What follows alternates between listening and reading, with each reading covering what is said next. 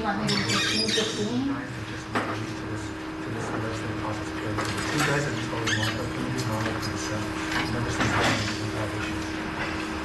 Sound. You're not on. Sound's on now. What about the picture? the picture's not up yet. Picture shut up. Sound is. Okay, can Onelo guys, can you guys change the camera to the PowerPoint?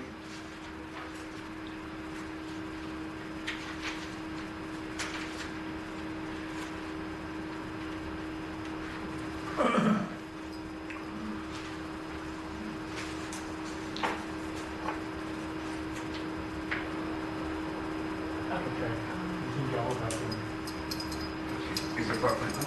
It's on Rona right now. Okay, so the worksheet that I pulled up is a worksheet that we got from Senator Schatz's office. It includes 3 tabs for the 3 different vehicles, and what I pulled up before you right now is the summary tab of the summaries from all of the 3 different vehicles that have been adopted thus far. Each vehicle has multiple parts to it, or multiple programs that provide funding or do different things for the state. And so this is a summary of it. There are roughly 77 programs or vehicles within these 3 acts, and I'll walk through some of them shortly. In total, there's almost $6 billion. It's not all direct funding to the state. Some of it includes programs like PPP, the Small Businesses SBA Disaster Recovery Grant, and things like that, of which there was an estimated number for the dollars that are coming to Hawaii. So CV1, or what we call CARES 1, provided a number of vehicles. The earliest one that was important to us as a state was these epidemiological and the public health ones. In total, it's about almost $8 million, a little over 7. I think if I go up to date, it's $8 million. That was the first tranche of money that we had gotten from the feds. DOH has been working on expending these funds. It includes everything from the labs and the testing capacity and some of the emergent response. So number 4, where it says the lab capacity? Yeah. That's to help Sarah Park's division? Correct. Correct. So have they actually staffed up? So my understanding, I think the $1 million, I don't know exactly how that money was expended, but my understanding is that the original tranche of money, that $8-ish million in total, has almost been expended. I can get it next. Who's monitoring those expenditures? Department of Health. But who's monitoring them? So the Office of Financial Management, Mark Anderson's group, what they do is once the grant is awarded, they have a website where they indicate, and it's integrated with, their tool is integrated with FAMOUS, our accounting system, so they're able to monitor the expenditures against those vehicles. There was a request from JABSA, I think, for about $250,000 to open up a lab to be able to help with the testing. You know who that request went to? I think it went direct to Dr. Anderson, and yeah, we brought it up at one of the hearings, and I forgot the doctor in charge of the state lab was supposed to be working with them. That's $250,000. I don't know the exact status of that grant, but that JABSA capacity did come up in a call that I was on with Kathy Ross from DOH this morning. And my understanding is that they are working with their state laboratory to provide to collaborate on some of the testing capacity. And don't know how that funding is being provided. Okay, I just think that's very important because Dr. Anderson keeps alluding to how the reason why we can't do more tests is because we don't have the ability to get the results. That's why it's all backed up. Well, the other thing is that how much of this is going to be for long-term contact tracing? It's not, so I can get to that in a little bit. Could I defer that, or would you like to talk about that now? No, I still am unclear with the lab capacity. Just because if we're getting this money, why hasn't the Department of Health ramped up? I don't know the answer to that. So I do know that the Department of Health has established relationships with other labs, and they continue to work with the private sector labs, such as clinical and diagnostic laboratory services, in order to establish additional testing capacity. I am aware that the job something was mentioned, as I mentioned on the call this morning. There's additional funding in what we're referring to as COVID CARES 3.5, the supplemental bill that was just adopted. for testing capacity. That was discussed by the White House on a call this morning. There's $11 billion total. We don't know out of that how much of that will come to Hawaii. Well, why don't you just briefly go over, in a nutshell, okay, the health center's money is for X. Direct. Yeah. My understanding is that goes directly to the facilities. Okay. And then, so what's the? They all have, you know, so I don't know the particulars of each of the vehicles. And so what we've done is we have a team that's collaborating to collect information about what each of these vehicles is meant to do. Each of them has different parameters. And so the issue of these 72 or 70 some odd vehicles that are available, 77 vehicles that are in these apps, they all have different rules. I'll use CSVG because it's one that, or TFAP because it's one I'm really familiar with. With that, it was an expansion of an existing program. And what they did was relax some of the qualification requirements. And so that one was an easy one for us to bring down because it was under USD and it was an expansion of the existing program.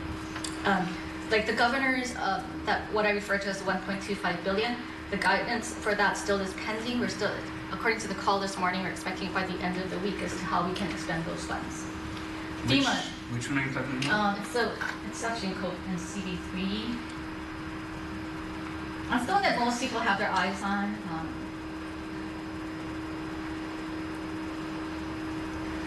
Okay, so you had the lead. I noticed the lead was on there. Yeah, so let me take care of this real quick. It's this, oh darn, I just messed up this worksheet. I guess one of the concerns is how fast is it getting out to the field? So do you have where it's going? I mean, you said lead, but you know, is it going to a lab there, or you know, is it going to hospital there? Do you have that kind of information that you're? We're collecting that from the departments in order to have it in a particular case. The awards group, once the award is made, the OFAM, or whatever they're called, Mark Anderson's group, does track the awards and what's been allocated and what's spent. Is there a way to get status on how much has actually gone on, how much is sitting around? They do post it on their website. And this all has to be spent by Okay, September. what's the link of that website? I'll send you that. I'm pulling it up now. And these all have to be spent by September? No. It can go on to the end. Yeah, they all have different, each one of these vehicles has different requirements and different deadlines and different application deadlines and different durations for the funds and different criteria for what you can and cannot do with those funds. I think it would be much easier if there was a plan of action by all the departments that we had requested a month ago. And so we could see when, where, how the funds are being spent, and if they're not being spent, in the timeline, why, and this is where, whether it's the incident commander or the recovery team, you know, looks into issue, you know, I mean, all the departments need help, I understand that. But who can help them if they don't know where they are and where they're supposed to go, and where they want to be? Yeah, But is there somebody coordinating the spending and the priority as to where these monies are being spent?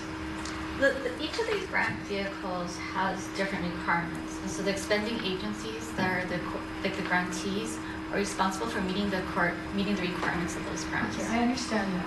But within those requirements, and I understand those requirements are broad in some sense, it's the deadline, what it can be used for COVID related, but so for the Department of Health, is there somebody coordinating and saying, okay, you've got X amount of dollars for this, what are you using this money for? We want to put it in contract testing. We want it to go here. Somebody coordinating, or they're going to spend it all on equipment, all on test kits, but they didn't do it. I mean, who is monitoring that to make sure that there's a consistent plan that we're all, you know, kind of understand where the priority is and where the money, because at the end of the day, if we look at it and say, oh, how come you spent that money there? Oh, we didn't know, that's what we thought it should be spent, it's too late. So the directors are responsible for the grants, and so each of them has different components, like take the Department of Health ones, right? So they have different lines in there that they're allowed to spend these monies on. I understand. That's not the question, Rona. The question is there somebody that's looking at where our priorities are, making sure that departments stay within that criteria that's given by the federal government, but spending in the areas that we feel. So what if we feel like recovery should be where we should be focusing on some of this money? The Or grant it should be on testing, or it should be on, where should those funds be directed within the departments? The grants oftentimes give us constraints, like we cannot use these things on recoveries. The majority of the money that's coming down now is specific for the response. I understand. And so- Again, Rona, it's I- not, I really believe that we gotta stick with the requirements and we gotta follow it. But within that, there is latitude, there is room to make determinations of how you're gonna use it. So I'm just saying, is there somebody that's coordinating that, and that the message from the governor and the plan and the priorities are being given to these department heads so they know how to spend the money? Because normally, right, in a normal situation, we understand this is not a normal situation, the governor would propose how he spends money. Correct. And we would make sure that, okay, we understand what it is, and then we appropriate it. Understood. So because we don't have that step, Because we're There's skipping no- the legislative appropriation for the federal well, funds. at least there's somebody reviewing, okay, this is where it should go. So we're not saying that it has to, we're gonna have to decide that. We wanna see the transparency and how that's The thought decided. process behind how we determine to expend these federal funds. Well, it's not just the thought process, but the coordination to make sure that the departments know what the plan is by the governor and the priorities as to where these monies should be spent. You know, should it be divided up? Should half of it be on equipment for COVID and the other half on implementation? Should 1/4 of it be on this? What? I mean, where is that, how is that money being determined? Or you just leave it up to each department head and they do whatever they want? Yeah, it goes back to what Senator Giuliani said, because there's no plan that we've seen to say, okay, this is how we spend the money. It's almost as though the money's coming, let's react. Yeah. How are we gonna spend it? I hear you. It seems more reactive than it is strategic. And it doesn't seem like there's anybody overseeing that or giving them direction, which seems to be the problem we're having with everything. Because you're just making sure the monies get Right. spent. You're not saying, oh, I think you guys should be spending it more for PPE versus this, or depending on what the confines of that money is used for. I find the opportunities and try to make sure that when the opportunity is finally defined by the federal government, that the right parties are engaged to maximize those uses of those opportunities. Right. And then the people that are expending are the principal investigators of these grants are responsible for applying for those grants and applying the criteria to determine how we can use those funds most appropriately within our agencies. Because a lot of this is not even, I mean, procurement doesn't, It does, while state procurement has been waived, each of these different each grant actually has different, 2 CFR 200 is the federal procurement, pretty much the acquisition law. Some of these grants do not waive 2 CFR 200, some do.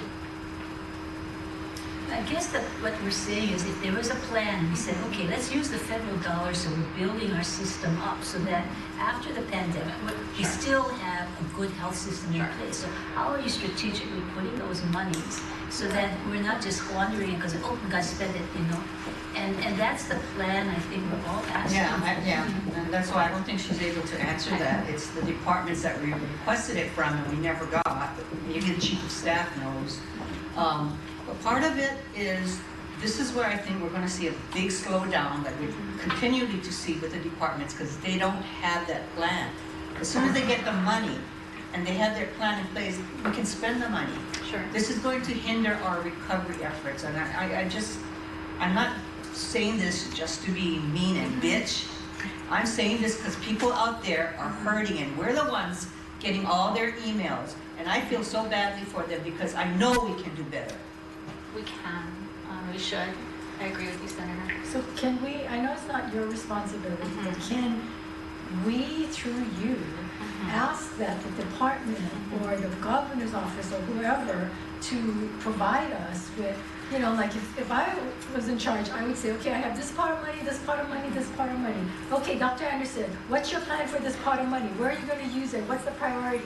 Okay, you know, dear, what's your plan for this? What's your plan for that? And no, we don't think we want to focus this, we want to focus on this. And then show us, because we need that direction. And the departments that, like, they're telling us, oh, we never know we're supposed to do that. Oh, we're waiting for General Howard to tell us what to do. They're not taking the lead on this. So I'm worried that at the end of the day, we're going to look at where the money went, and it's going to be all on equipment or all on something. I don't know, I'm just concerned. So we need to be proactive about it, and somebody needs to get that word out, and we would like to get those reports directly to us, not through the chief of staff, but directly to us. Because we normally do the oversight, and we normally make sure where these priorities are. Understood. Thank you.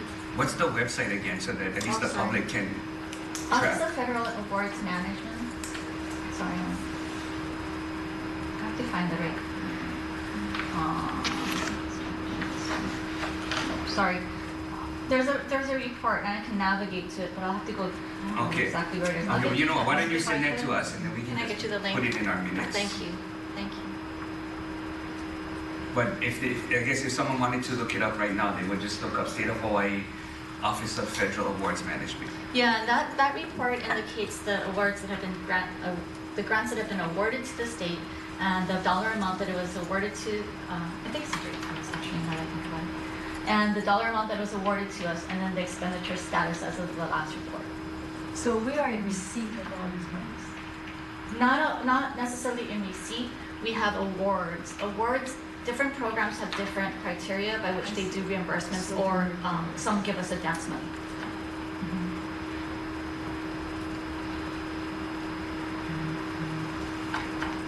Let's see what's going on. I'll have to find it. I was there yesterday. I apologize. Okay, we want to continue with your. So, with respect to sort of responding to your question, senators,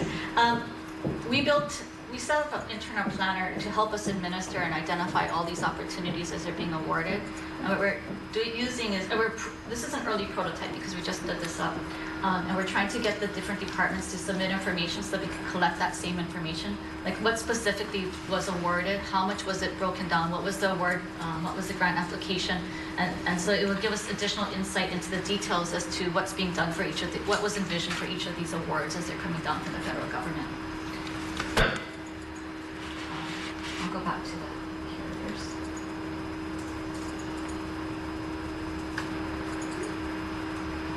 So what was envisioned? So the vision comes from each department.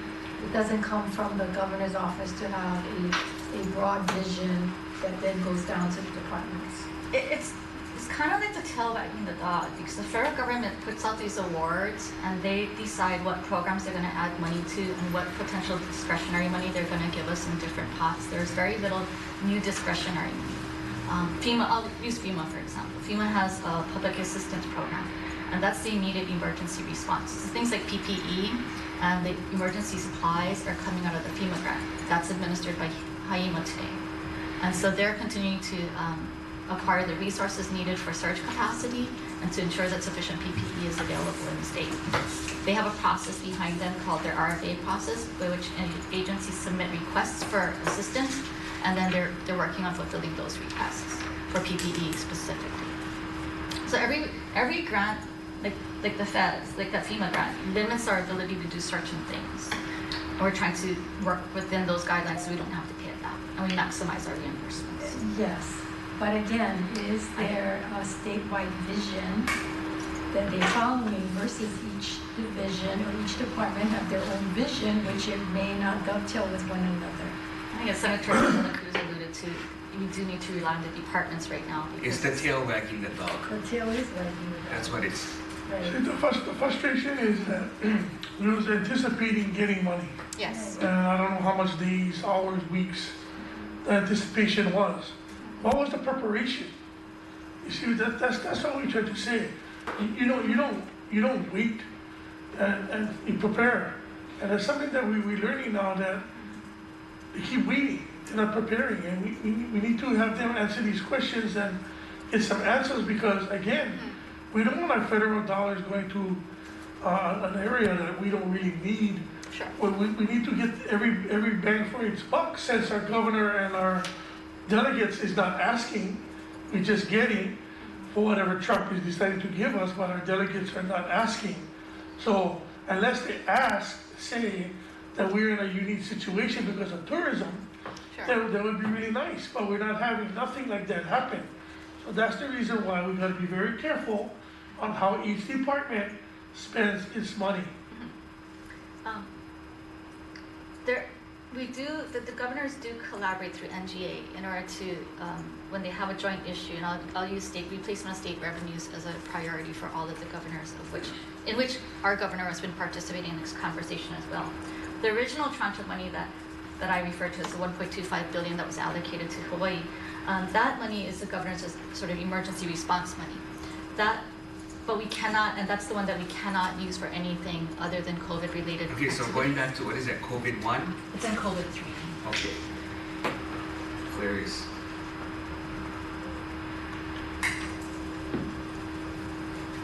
Sorry, I messed up my worksheet. COVID-3, you showed it as 5 million. Of that, 1.25 It's is. the Corona Relief Fund.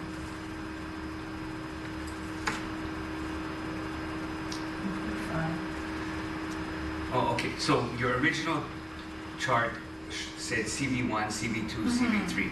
So that's CV3. It's on different tabs, one tab for each one of Okay. those vehicles. So can you just, for the committee, just, I know it may be difficult, what are the buckets under each tab? So perhaps this would be an easier way to put it. Each tab has, or each vehicle has a diversity of, has multiple vehicles. So like CV3, right? So CV3 has 50 different vehicles that are providing funding to the state of Hawaii. But in general, It includes everything from the PPP program to the small business program to that 1.25 billion that I referred to. And so we started to break that down, and we're breaking that down and assigning to identifying which agencies are working on it. And that's what this tool that we're using, this Teams planner site that we're using, so that we can have all of the different agencies add information to this as to what they're doing with these funds. I saw airport grants. Yes, there is. Okay. Now, what is, again, where's the priority? Are they spending it on power washing? So They're spending it on cleaning? Or are they spending it on personnel? But where, I mean, what I'm saying? And we've been complaining, but urging them to help us screen these visitors instead of having to pay a contractor to do it, using their employees to do that. But where are they spending that money? And that's the kind of thing, they need some directive, because they seem to say, well, we're waiting for General Hara. General Hara didn't tell us to do that. General Hara didn't tell us to do this. some departments are better than others. Yes. So, but it's hard to say. this particular vehicle, this particular grant program has specified that it's to pay operating costs for each airport, as long as we can, to keep 90% of our staff on the job. There's a distribution in the federal guidelines as to how these funds are to be allocated between the different islands or counties, if you will. Rona, you mentioned small business loans and Yes. PPPs. Yes. Is DOTAX taking a position that PPP loan forgiveness will be taxable for Hawaii income tax? I don't know the answer offhand. I know that I had, and I don't want to give you the wrong one, but I did have the staff Okay, document. well, this rumor is circulating, so I think we need to have a response. Okay, Thank you. sure. I'm not sure what's the best way for you to present this then. It's really hard. We built this board because there's so many moving parts on it, and it was a way for us to collaborate with multiple parties. Normally I just put them all on a wall, right, and say, here are all the different pieces that are out there, and try to sort them between different categories. This is an electronic version of that. So we tried to group them into different categories as we found these opportunities once the guidance was released, in order to figure out who should be asking to make sure that they're maximizing, even applying for this grant, right? I'm just letting them know that it exists so they can apply for it. So can you be clear that The federal funding is all coming to you and not No. to the individual departments? No, it It does is not. going to the departments? Correct. So they spend how they want to spend? And There's no, correct. and right now there's no plan. How do we know that the more necessary things, whether, it's what the governor approved or whatever? Yeah, I mean, we don't know. How do you know when they're gonna run out of money if you guys don't have the list? I'm just saying that I think this is leading to more problems for us if we don't know what their priorities are. I understand priorities change because of how, day-to-day things have been Sure. changing, but it would, to me, be really difficult to make decisions if we don't have some kind of a plan. I don't know. I'm just. And if you have any ideas on how. I'm just frustrated because then, after all this is over, you guys and us, we're gonna get calls from employees, departments, whatever. We should have spent on this. We asked for this, but we never got it. They said we got it, but we didn't. Like Right? a health connector, Mhm. you know? We Sorry, found out at that the is- end that comment on that one. they were awarding all of this monies and we found out it was too late. The Yeah. monies were spent and we got nothing and we ended up closing it down because nobody monitored it. Nobody gave them the plan and watched to make sure that they were spending it the way they should. And that's what's gonna happen here. There's gonna be a lot of stuff coming down later on that this money went here, this money went there, and it bought equipment that's sitting in the storeroom right now and wasn't used. I'll let you know on some of there have been a lot of requests to expend a lot of funds. There's been a lot of discussion about, we'll just get the feds to pay for it. And so Exactly. we have stopped a lot of those requests. A lot of those requests do need to go through BNF right now, and we're able to stop like the larger expenditures. No, so if something is needed, something is needed. We just don't want something that's not necessarily a priority, but because Sure. it's low-hanging fruit for them, Sure. they kind of chasing that. Because a good example is paying contractors Well, it's not $30 an priority, but hour it's easy to to go screen for. passengers. Sure. When the airports have 1,100 people there, and they've got people that they can move around because there's not that many flights. And instead of expending those monies there, some of those monies could be spent elsewhere Sure. that we're spending on something that's more of a priority in that area when we have the bodies of the airport. So somebody's got to say, wait a minute, airports, you need to do this. And nobody told us, General Howard said HTA was going to do it. So it doesn't make any sense at that. So here, I wrote in a whiteboard because I know you're saying it, but can you just draw out the flow and the process? So you get a grant, I think it's Sure. then you guys, you send out an email, how does that all work? Right. So these three things with multiple Oh, parts. the pen is junk. Oh, sorry. Oh, no, that's not you. Huh? That wasn't, no need to apologize, it's not your fault that the pen. Well, and it's also how I write on these whiteboards sometimes. So it's one of those things. We have CV1, CV2, CV3.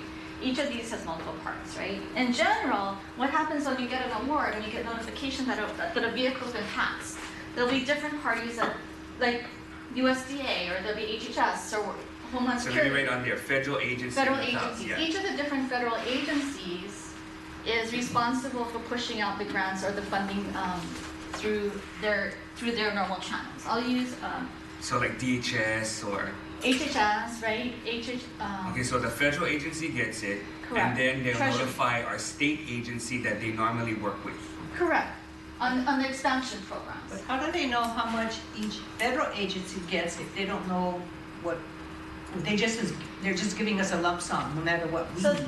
So from the federal government, they allocate funds with each of these bills, much as we do appropriation bills with different vehicles and allocations of funds to the different vehicles. So this grant over It's here. just based on a or generic formula then, that Correct. every state gets. Or whatever So it's not negotiated. necessarily based, New York ends up needing more than we do, cannot help just because it's a formula that they just calculate. Right. No, but what I'm saying is that we can get a certain amount, but shouldn't we be able to say what departments it goes to, where it's needed the most, and that's what because funds, we don't have a plan, we don't know. well, some depends. funds you can, some have Some restrictions. funds have restrictions. Yeah. TFAP always comes down through USDA. So there's USDA is one of the agencies, Let's use that since I know that. Yeah, like when the governor got the 1.25, he could spend it on whatever he wanted. Well, that guidance didn't come down yet, so that guidance is supposed to come down by Friday. But that might have more flexibility. It may have more flexibility. Yeah, than one that goes directly to human services. and Correct. directly to- But are there any floating funds other than the 1.2? No, well, let her go through this, yeah. And then she, Okay, so because there's probably two, it sounds like there may be 2 or 3 there are flow charts depending on, types of grants, right? So like an expansion program for TFAP, Emergency Food Assistance Program, USDA will get an allocation from in the grant in terms of how much money was set aside for TFAP overall. And I don't know, I'll use $1 billion for simplicity of math here. Hawaii, let's say, is allocated according to their distribution, whatever the guidelines that they have for that particular program. Hawaii I'm going to use $1 million. I know it's higher than that, but I'll use that as a Yeah. placeholder. so USDA gets $1 billion. From that, it filters down to Hawaii, which will get $1 million Correct. for discussion purposes. Yes. Okay, then what happens? So then what happens in the case of TFAP, this grant goes to DLIR. It goes to DLIR OCS, which is LBR, whatever it was. I don't remember the program ID for that. It's an expansion grant of an existing grant that we already have. They have to execute a contract, allocate additional funds to, let me back up. Generally, what you'd have to do is apply. So then DLIRCS would need to apply to get this, access the funds through USDA. Once we get the application, we would get an output app. So, can you put in, okay, It so, goes back so- here. okay, so when Hawaii gets the $1 million, It's you set guys- aside. set aside, that's when who says, okay, DLIR will apply. So then I say, hey, I know TFAP is a DLIR program. I called Giovanni and I said, did you go apply for this thing? Okay, where is, That's DLIR. no, so you're in between Yeah, DLIR. I'm sort of hanging out here. You're in between the $1 million and the DLIR. That's what I mean. Saying, here are all these things that are coming down from this side. Okay. Here's all the state departments that can be applicable. You're the tracker. Yeah, yeah. And Well, so, so as soon as the Hawaii is eligible for the money, she'll tell the appropriate agency, now go apply for the money. yeah, or keep an eye out for the criteria to be And yeah. issued, right? And so you have to get the criteria to be issued. Sometimes they don't have their apps up. Sometimes it's all different stages. Everybody's moving at different stages. So I'll call OCS and say, hey, we saw it posted. Did you guys apply for this thing? They'll apply. They'll get feedback from USDA, and then that's when we get the award. And with that, again, sometimes it comes with money, sometimes it's a reimbursement, it depends on the type of program that you're working on. That goes, the award information then goes to OFAM, because we have a system there that we're tracking with them. That's NBNF. Yeah. So I have a question.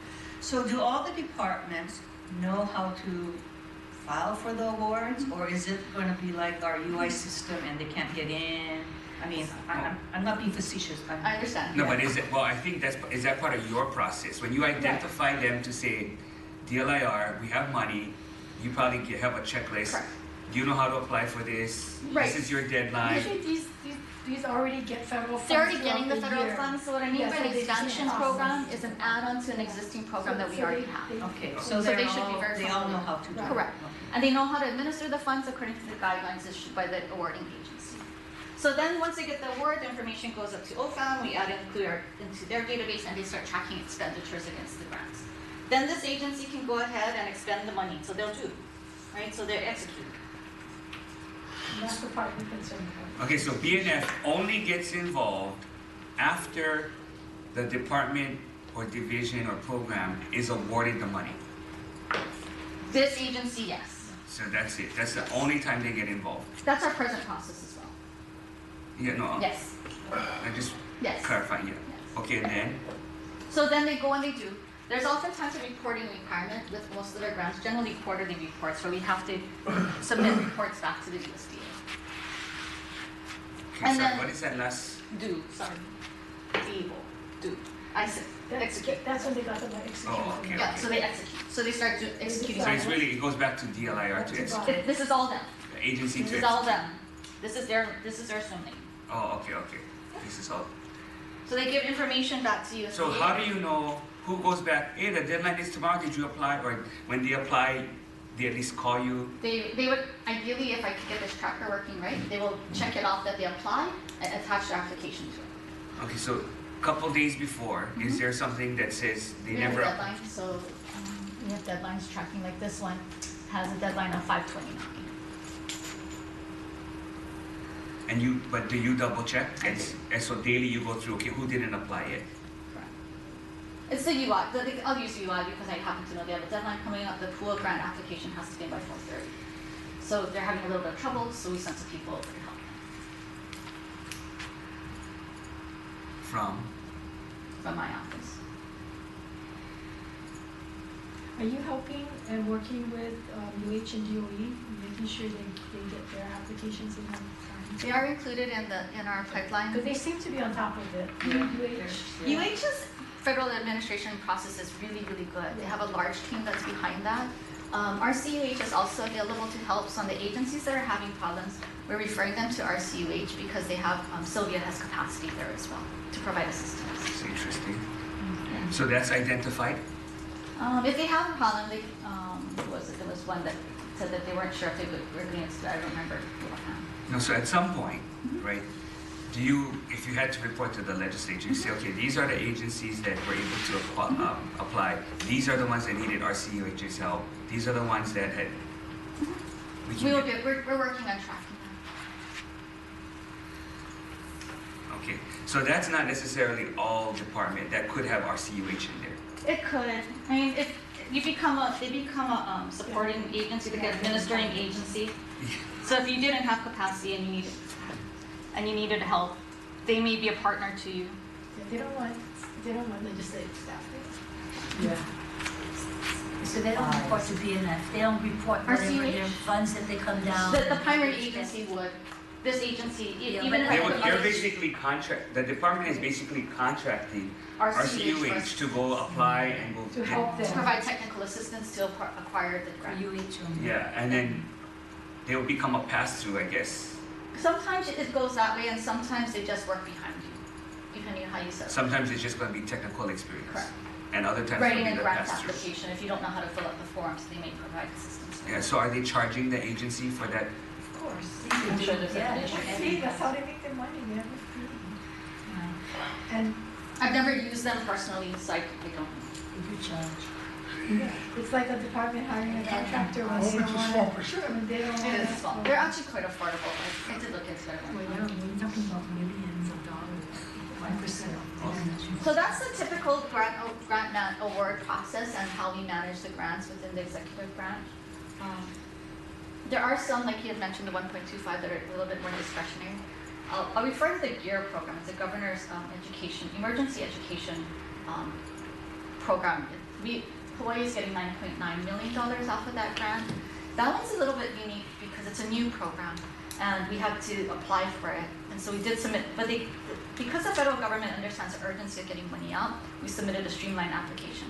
That particular program requires the state of Hawaii to issue grants, and it's to lower and secondary education programs, public, private, charter, and charter schools. And so we've applied for it, we're setting the infrastructure, we're determining who's going to be the spending agency for that, because that particular type of grant doesn't have a home today. Which grant is that? It's the governor's emergency education relief program. Are there any more like that doesn't go to an agency directly and, other than the 2.5? The 1.25 million Yeah. is the big one. Other than that, are there any other? None that I found right now. Rona, is there any pots that, like you said, for airports, they got a grant to keep 90% of their staff? Of course, they're keeping 100%. But is there any pot that for other state agencies that can be used for salaries or to keep them from getting furloughed or keep them from getting a pay cut or anything like that? The special funded programs are the ones that are, for regularly federally funded programs like UI, do have funds available for implementation of that grant so that the staff salaries can be allocated to the implementation of the Pandemic Unemployment Assistance Program. That's the one that provides extended coverage for self-employed people. That does have a provision that you can do implementation. Maybe we should get a list of which grants have that mechanism as we're looking at. Oh yeah, because when we call them, they can't explain. Right. And individually. if there's gonna be furloughs and cuts, it'd be good to know beforehand how it impacts those programs. So what would happen, let's say the governor wanted to proceed with his furlough idea, but you got the grant from, for instance, at the airports that says, oh, we're gonna cover 90%. How did that work? Because airports is special funded as well as has federal funds. When you do have special funded sources, non-general fund sources, I don't know the particulars of what the decision is on in terms of that right now. But there are, one of the thoughts, this $867 million has been fought over and allocated, like everybody wants a piece of that. We've been trying to get creative about how we can use those funds, i.e. to create special project positions, like to support UI or other types of programs that are emergent. It would be non-budgeted items, and therefore we would be able to reduce the load on the general fund by moving those payroll allocations to the special fund. So we are trying to explore. So give us an example. So for instance, let's say you get tax redeploy people to UI. My goal is to get them to get paid by the UI federal funds. Exactly. Okay. Because according to Craig initially, he said that if a state employee was already paid by the state, even though they got redeployed to another agency, you can't use federal funds for that. Yeah. I think the creative workaround that we've come up for that one is that we have the authority to establish what we refer to as Act 160 special projects.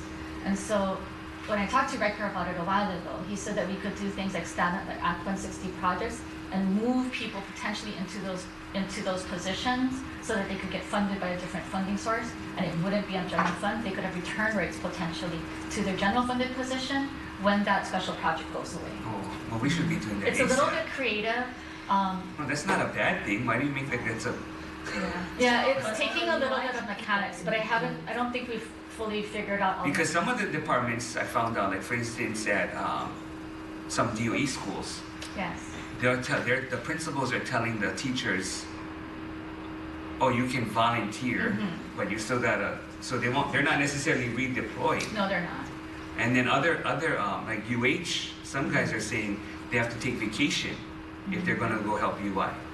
I mean, the whole idea was to redeploy people because what are they doing in their current job if they're not essential?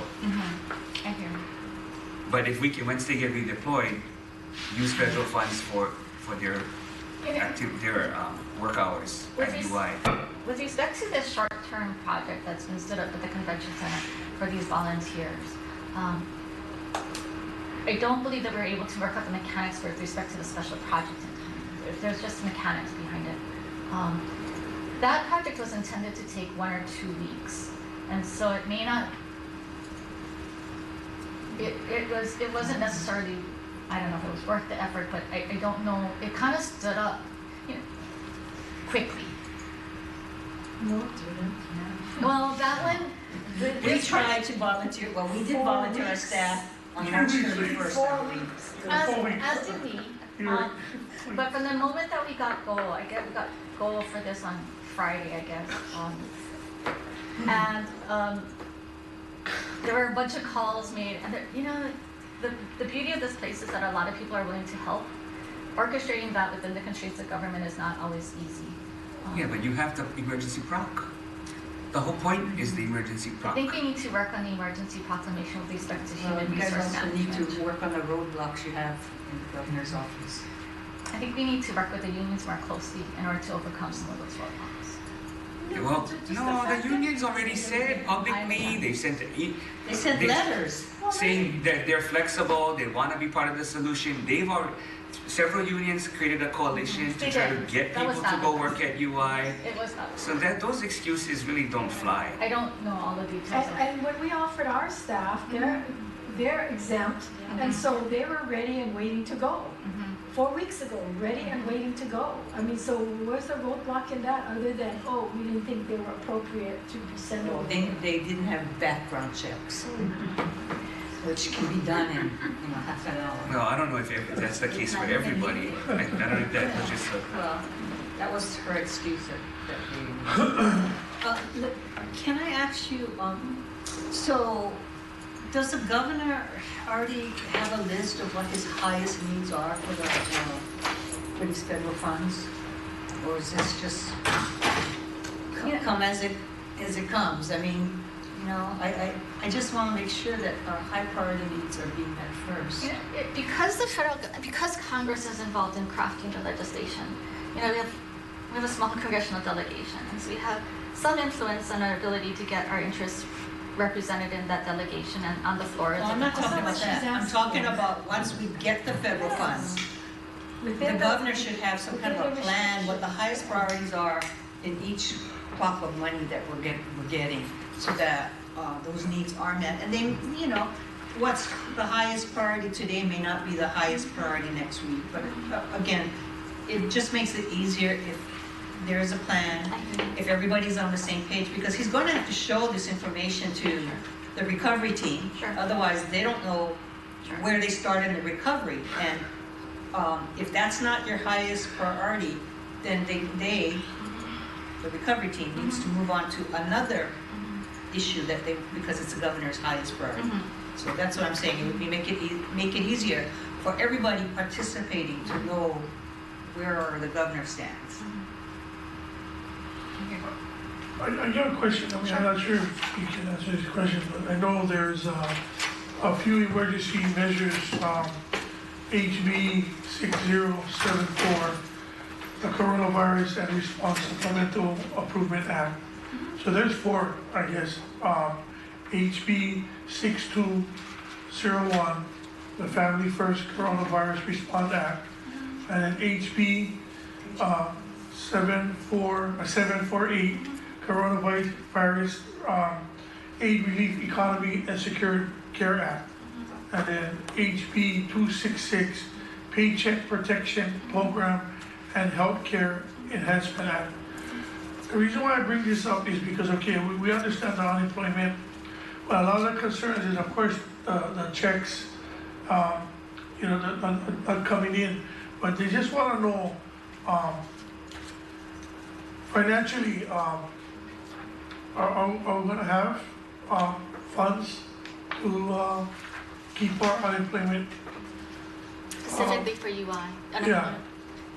That's actually, I'm sorry, that's not a question I'd be able to answer. I don't know the financial situation of UI, unemployment insurance. And then one more. The State Council of I guess the Revenue is required by the Hawai'i revised statute to report to you, the Director of Taxation, several times a year. Yes. What the tax revenue expected are, and when do you expect to have the next report with the council? The council is scheduled to meet toward the end of May. May 28. 28. And how much of the shortfall of the revenue income are you expecting? So we did in the short run, we did, because we were concerned about the financial situation. We've been talking with Carl Bonham, Dr. Tian, and our own economist, Seth Colby. We asked the three of them to come up with their independent projections. And so we've asked them just for internal planning purposes, and I believe that's the projections that BNF have been using in their discussions with Yeah, so they're looking at 1.3 to 1.5, 1.6 billion. Billion. So that means we have to. Correct. That's where we have to be. Some of that projections, because we weren't clear on all of the dynamics of what was going to come in through the federal government, not all of those funding streams were considered in that projection. Yeah, so we have to be. There's some uncertainty. We have to be, as Rona said, creative, which I think we've been pushing, and diligent. So if we can, to some extent, offload general funded positions to federal funded positions temporarily, that helps, that saves us to a large extent. And that's where I think we're having a difficult time getting information from the department. So one example is UI, right? As people get deployed from some divisions and some departments to UI, can their salaries now be paid for by the federal government through some of these grants? The other one was even contact tracing, or even the screening at the airport. All those people, as you mentioned, are just making phone calls, right? Can they get transferred to Sarah Park's division and get federal funds to pay for them? We're not quite sure, and it doesn't sound like she's quite sure either, because she's still working with Riker, I guess the AG. And the expending agency that has these grant vehicles to determine whether it's an allowable expense or not. What are the allowable expenses? I happen to know about the pool one. Well, can the governor create positions using the He emergency can- proc? He doesn't need to use the emergency proclamation. What we refer to is Act 160. I don't remember what SLH it was from. We refer to authority that he can create special project positions. I'm familiar because we use that to create special project positions for the Health Connector when we decommissioned them. And we had the ACA final grant that came down from the HHS. So we use special project authority. Yeah, so that's what she's saying, is if the governor can create those special project positions, Correct. then if you're a teacher, for instance, you would get transferred to the division, such as UI, under the, and put in a special project position. Correct. You get paid for it by federal funds. When it's done, or when the You go deadline back. occurs, you go back to your original position, and then at that point, the state pays for your Correct. position. So that's where a lot of this has to be coordinated and worked out Right. sooner rather than later. I think it's unfortunate that they don't have those mechanisms that we were talking about earlier about redeployment and reassignment. Correct. Because that would have helped us much sooner. That would have helped us a lot. Yeah, because, okay, it's just confusing because they exactly figure if we're under that federal need and we're getting federal money and we need these people to be outside of their job description, Yes. you would think that it would be covered under the federal act of their payment. Yeah, because- so it can. The thing is, it can. The administration has to do take the appropriate steps and actions so that does occur. So that's not a possibility. That's an opportunity. I Yes. mean, it's real. Yeah, They just have to make sure that they just do it. They pull the trigger. They have to pull the trigger and do it. And keep track of it so you can get measures. Yeah, the tracking, right, and so that's the fun part. With all of these grants, the No, but even the tracking guys can be covered by the federal No, funds. the tracking of the That's how much expenditures they spend and so the that they costs. can get reimbursed for that. I mean, everything should be, No, but if you add one person at UI only for that. Yeah, the issue is that No. they hold their salary, right? And so if you're moving into this other position, we have to move that expense at that current expenditure rate because we're not going to adjust their compensation. So we have to move. It's a little bit trickier because of the money and the types of BUs and the positions we have to create. well, see, the Yeah, best but part, it's not that bad. It's just Yeah. mechanics. It's just mechanics Yeah, at that point. yeah, because you know how much the librarians are making, for instance. Correct. You know their salaries. Correct. So you just take all those positions, Correct. and all you do is you change the codes. You know how much they're making. You're just carbon copying it and change the codes. Having done federal reporting, it's a bit cumbersome.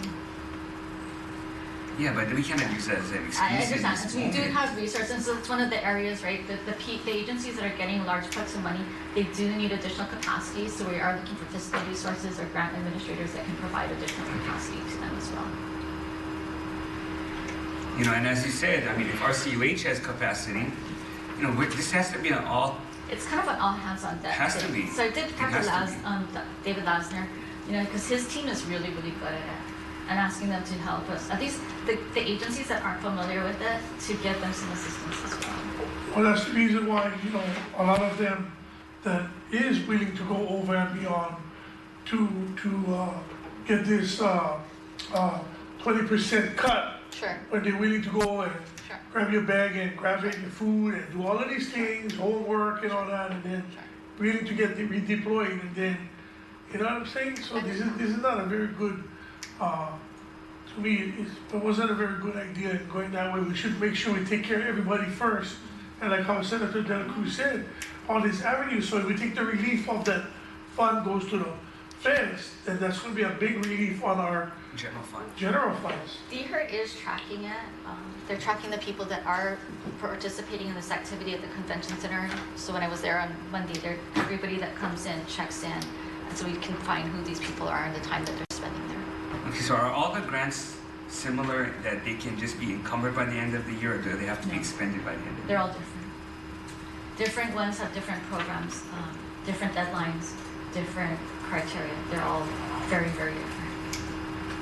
Okay, so that's basically your job to make sure there's no money left on the table for the It's feds. my mission in life right now. Well, one of my missions in life, in addition So I to guess bringing no in one's tax filing No, money. that's good, because most times we get someone saying, well, I don't know whose job it is.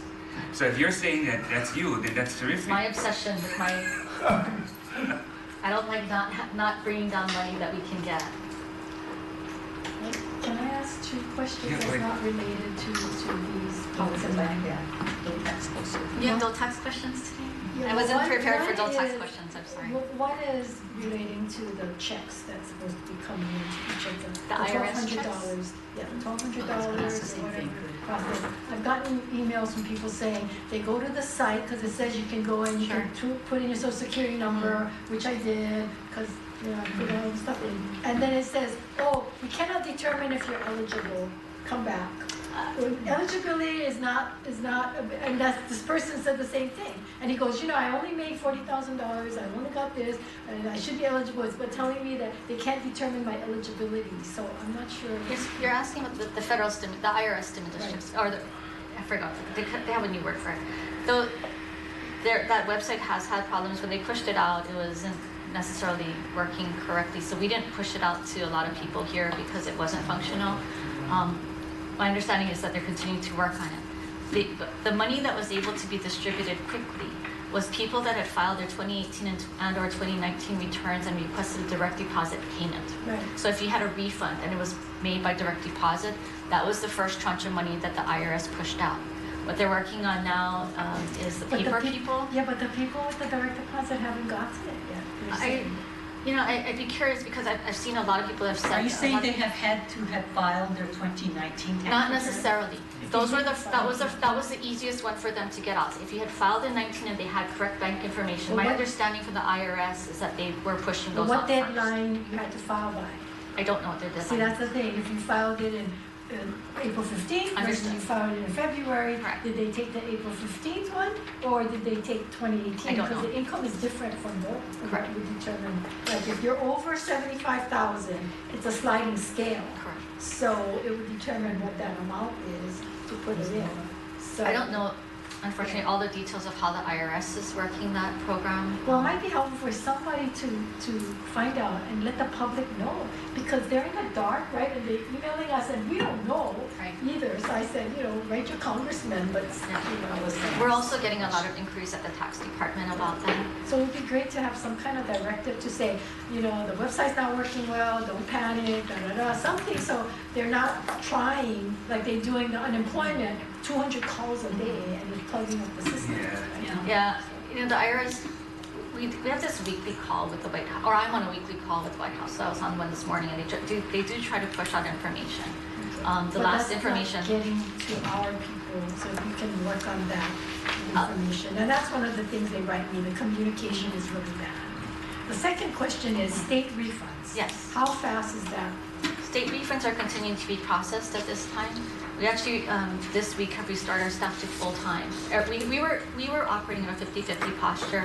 We had 50% of our staff working on each week in order to, because we weren't sure, we wanted to preserve our staff in case if there's, well, sorry, that's not just me clapping.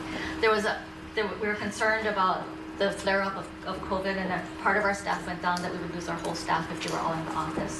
So to the extent possible, we had some staff that were able to telework, and then the remainder of our staff was at 50-50. So what We percentage? just brought them back What full-time. percentage of tax returns that have been filed have actually, that get refunds, that got their refund? I'd have to get that precise number. And what the deadline, and what is your target date to be current? For the most part, if you electronically filed and you had a refund due and there was nothing wrong with your return, you can get that refund within a few days. We haven't stopped refund processing at all.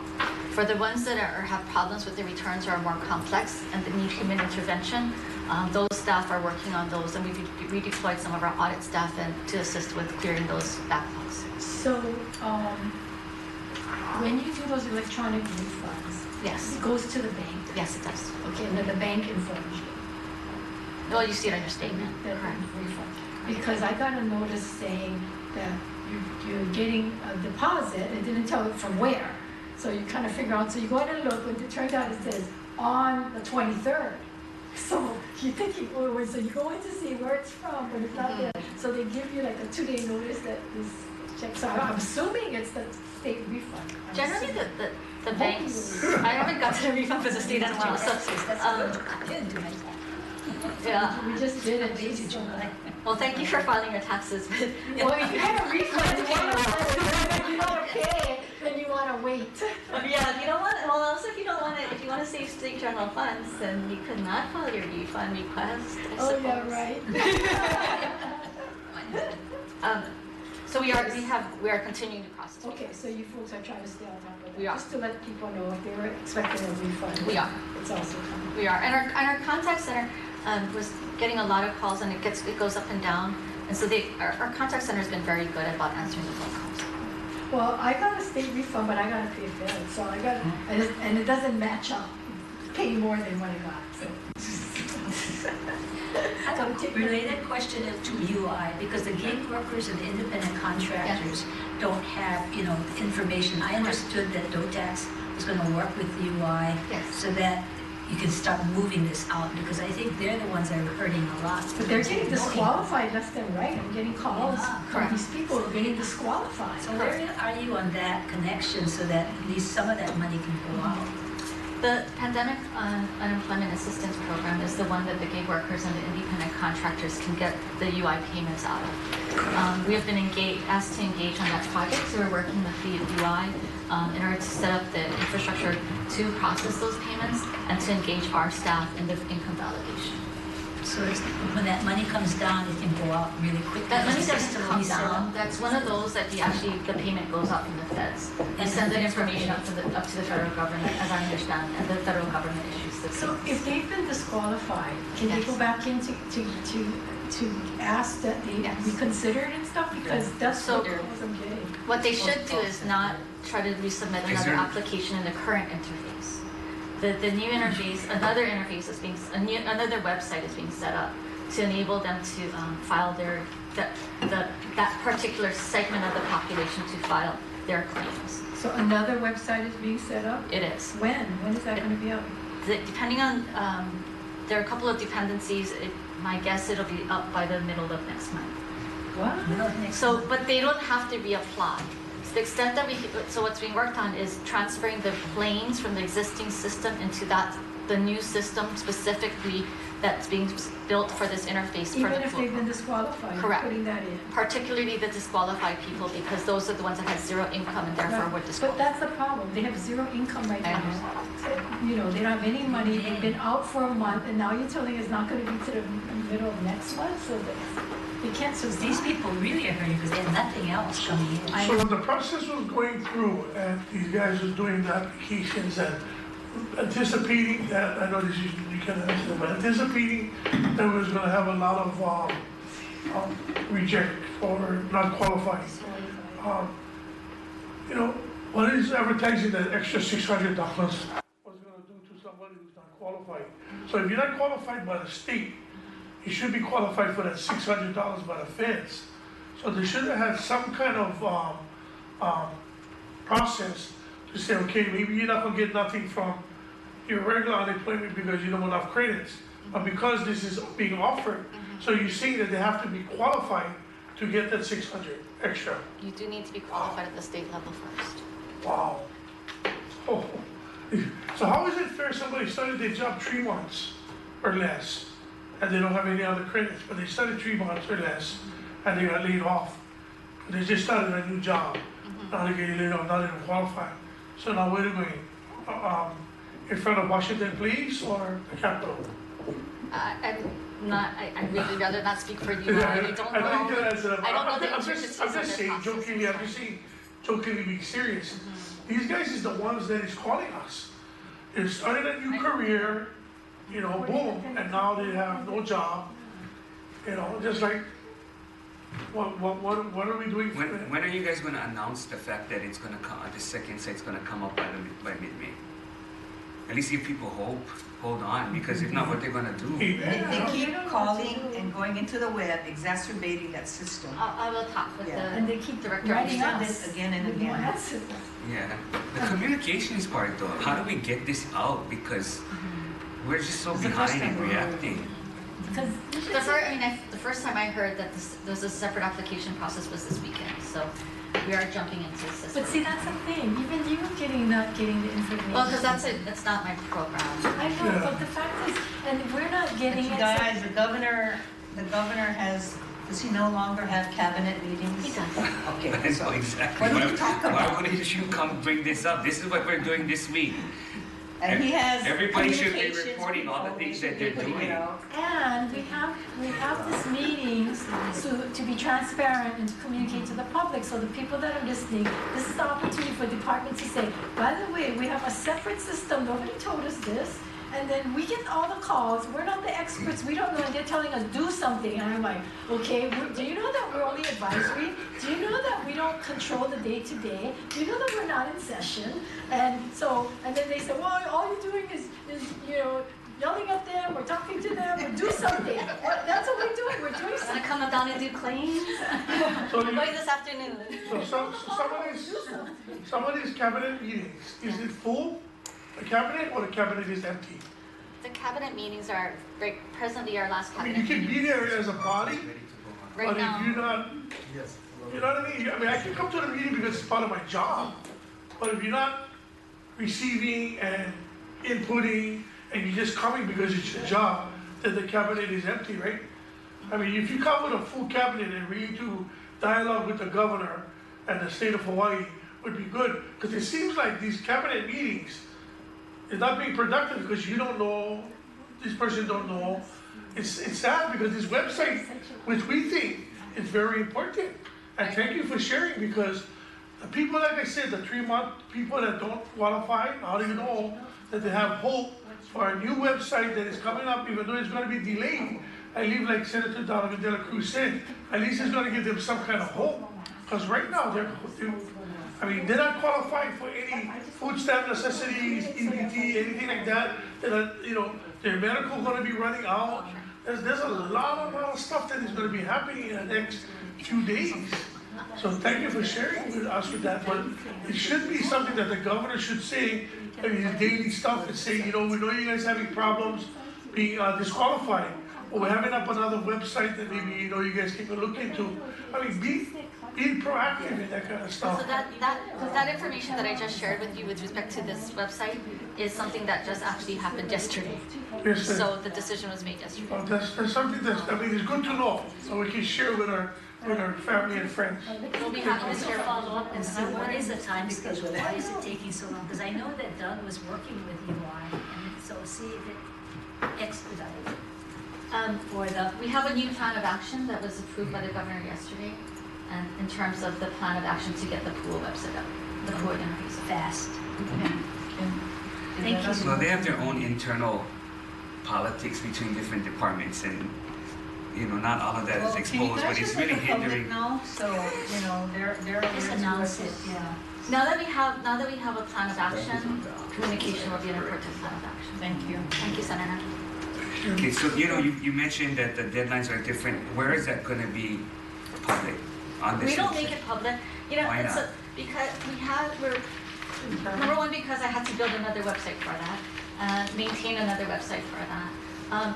Most of it is internal because until we figure out what these grants do, it gets really confusing. I'll give you, for example, we've been getting calls from neighbor islands because information got out that the Child Care Development Block Grant was going to go into the neighbor islands. That's not correct information, and so we're trying to make sure that we have the facts correct as to where these funds are going. And so when we get an award, it's when it's certain that we have those funds available to us, and that the No, but I think the that- whole point is, how do we know the deadline to apply?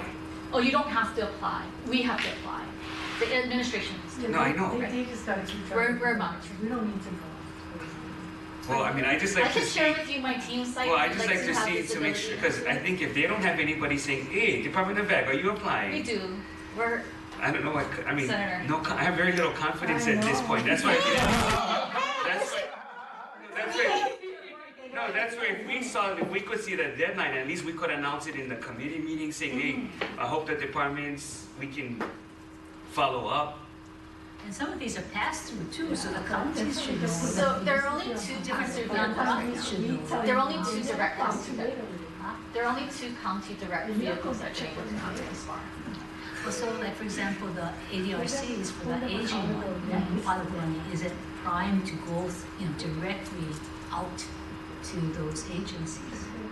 It's a lot easier when you have Yeah, expansion. right. It's a lot easier when you have expansion programs. So how do you report this? How Who do do you I- report to? I report to the governor and the chief of staff. Okay, and you tell them what? Okay, you tell them, X, we got these applications, we told this department to apply. No, generally not at that level. I will generally tell them if we have a problem with an opportunity and we need to escalate it, that he needs to go and talk to a director and say we need to escalate it. If I wasn't able to resolve that matter directly with my colleague, And you communicate in what, writing? either an email or a phone call or a meeting. Okay. She's supposed to be on top of it, and if the deadlines get missed, she's accountable, right? I'm accountable. Yes, ma'am. Okay, so I guess we just have to call, Sure. we just have to have you on the agenda once a week then. Yay! I got like a regular job to do. No, that's It's why, like, that's why I asked how you communicate, because at least if we were copied, then we know. Let me think about how I can expose this team site to additional members and make it more public. It's meant to be an internal tracker for us to communicate with. We're pretty blunt in these things, so I'd rather not have some of my things out there. Let me figure out another opportunity if I could. Okay, and it doesn't sound like you guys really have a plan for short-term or long-term yet, right? You're just saying you're reacting to these Short-term things. or long-term. Short-term is go apply, long-term is go apply, make sure you hit the deadline. So, I'm not sure. Not sure. Stay close to your federal partners and find all the opportunities. that you Yeah, can. we were kind of looking for more substance than that, but There's a strategy here. Yeah, when the federal government is the one allocating the money and setting the guidelines, it's sometimes a tail wagging the dog. it is the tail wagging the dog. When the tail wags, the dog gotta know in which direction it should run. It's all We keep over. running. Okay, well, we don't want to, we want you to get back on the departments. Thank you very much. And be Appreciate willing your to come time. It's been a pleasure. I'm sure it does. Yes, it has. Thank you. Thank you so much. I'm just wondering for budget purposes though, how the legislature gets notified when you're able to no longer use state dollars, because you can have federal dollars paid. Because Yeah. when we get back in session, currently WAM still has the budget. You do. During this emergency thing and because you're in recess, we're just running to maximize the use of the federal programs so that we can. Cleaning up that paperwork and appropriations and all those things and what does it to appropriation ceilings, that'll have to be cleaned up. Yeah, because that's going to shrink the 1.5 billion shortfall. Well, to the extent that we can displace some of the general fund expenses, yes. So they should give you a Yes, periodic that's where I report. kind of want to They see should where give you a that's at. periodic report on the replacement. Yes, in terms of our ability to create special Right. projects, I believe we actually have to send the So legislature maybe information. a weekly when we do report it. at the end of the week as to how that's going or something. I believe you get Act 160 reports when we create a special project. Because a big chunk of that cost is payroll, and that's what you're offloading. Correct. Well, can you check and we'll check too if we got any, because I don't recall seeing any 160 reports. And maybe it doesn't come down as an Act 160. I'll go check because I'm pretty sure we sent something over when we did the Affordable Care Act. I'm not sure, I'd have to go double check on that. Okay. I mean, I know some departments because they have operations that are non-existent, for instance. Sure. There's some carryover. Yes. We have the carryover balances, unencumbered carryover. So there's carryover, we can displace some general fund and have federal funds pay for it. There's special funds we can look at. There's a lot of options we have before the 20% I or believe any so. type of furlough. The budget director has been looking at those opportunities, I believe. There's also a loan program that the Fed has opened up. We're exploring, we would have to be it's what allowed one per state, so we would have to we're coordinating that with the counties if they need liquidity. And so we're trying to get, the term sheet for that hasn't been finalized. But in addition to getting the information and getting these reports, I think what we're concerned about is that we're not acting quickly enough. We're not acting with urgency. And so, to get this program going, to get these people deployed, it's going too slowly. And in the meantime, we're not maximizing everything that we could be. And that's why we're like, we don't trust because Yeah. it's not moving quicker than it should. Well, and that I guess that, in addition to the fact that the people who seem to have the responsibility to oversee some of these things do not. So we have the recovery expert in the governor's office, yet Dole Tax is now overseeing it. We have budget, it's not The lines of clear. authority are not clear. And so that's where I think we also have some confusion, which creates Yeah, I've lack of overstepped confidence. I've stepped outside of my box in multiple ways. But what about the people who are supposed to be doing it? What are they doing? That's what we don't get.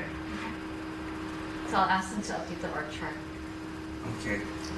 Okay, thank you. Thank you. Do you want me to write this down or before Denise has to catch? Yeah, so we'll just take a quick recess so we can sanitize the table. I bought twice.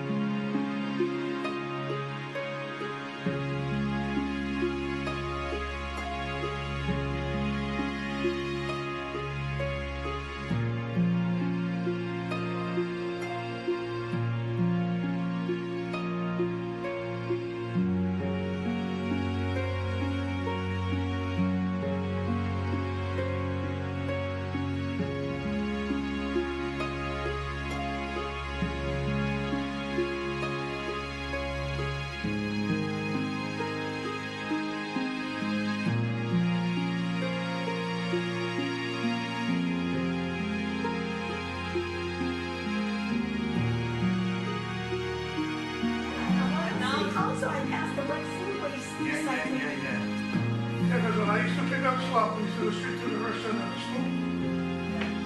I know Marine Beach is that. Slop down and dump it into the can and put the cover and all the fly and the maggots. Where's is tofu? Andrew, still not on it? No, Tofu is the worst. Oh, yeah? You're on. Oh, yeah. Oh, we are on. Take it Oh, off. she said we are on. wait, Okay, Go ahead, start again, sorry. okay. You better introduce her. Okay, so we have Denise Yamaguchi with Hawai'i Foundation. So thank you for coming. Well, thank you for having us. And I want to thank the Senate Special Committee on COVID-19 for allowing us to share with you what the Hawaii Agriculture Foundation is doing in response to COVID-19, and also to give you some background on the impact it has had on our food supply as it relates to the food service side.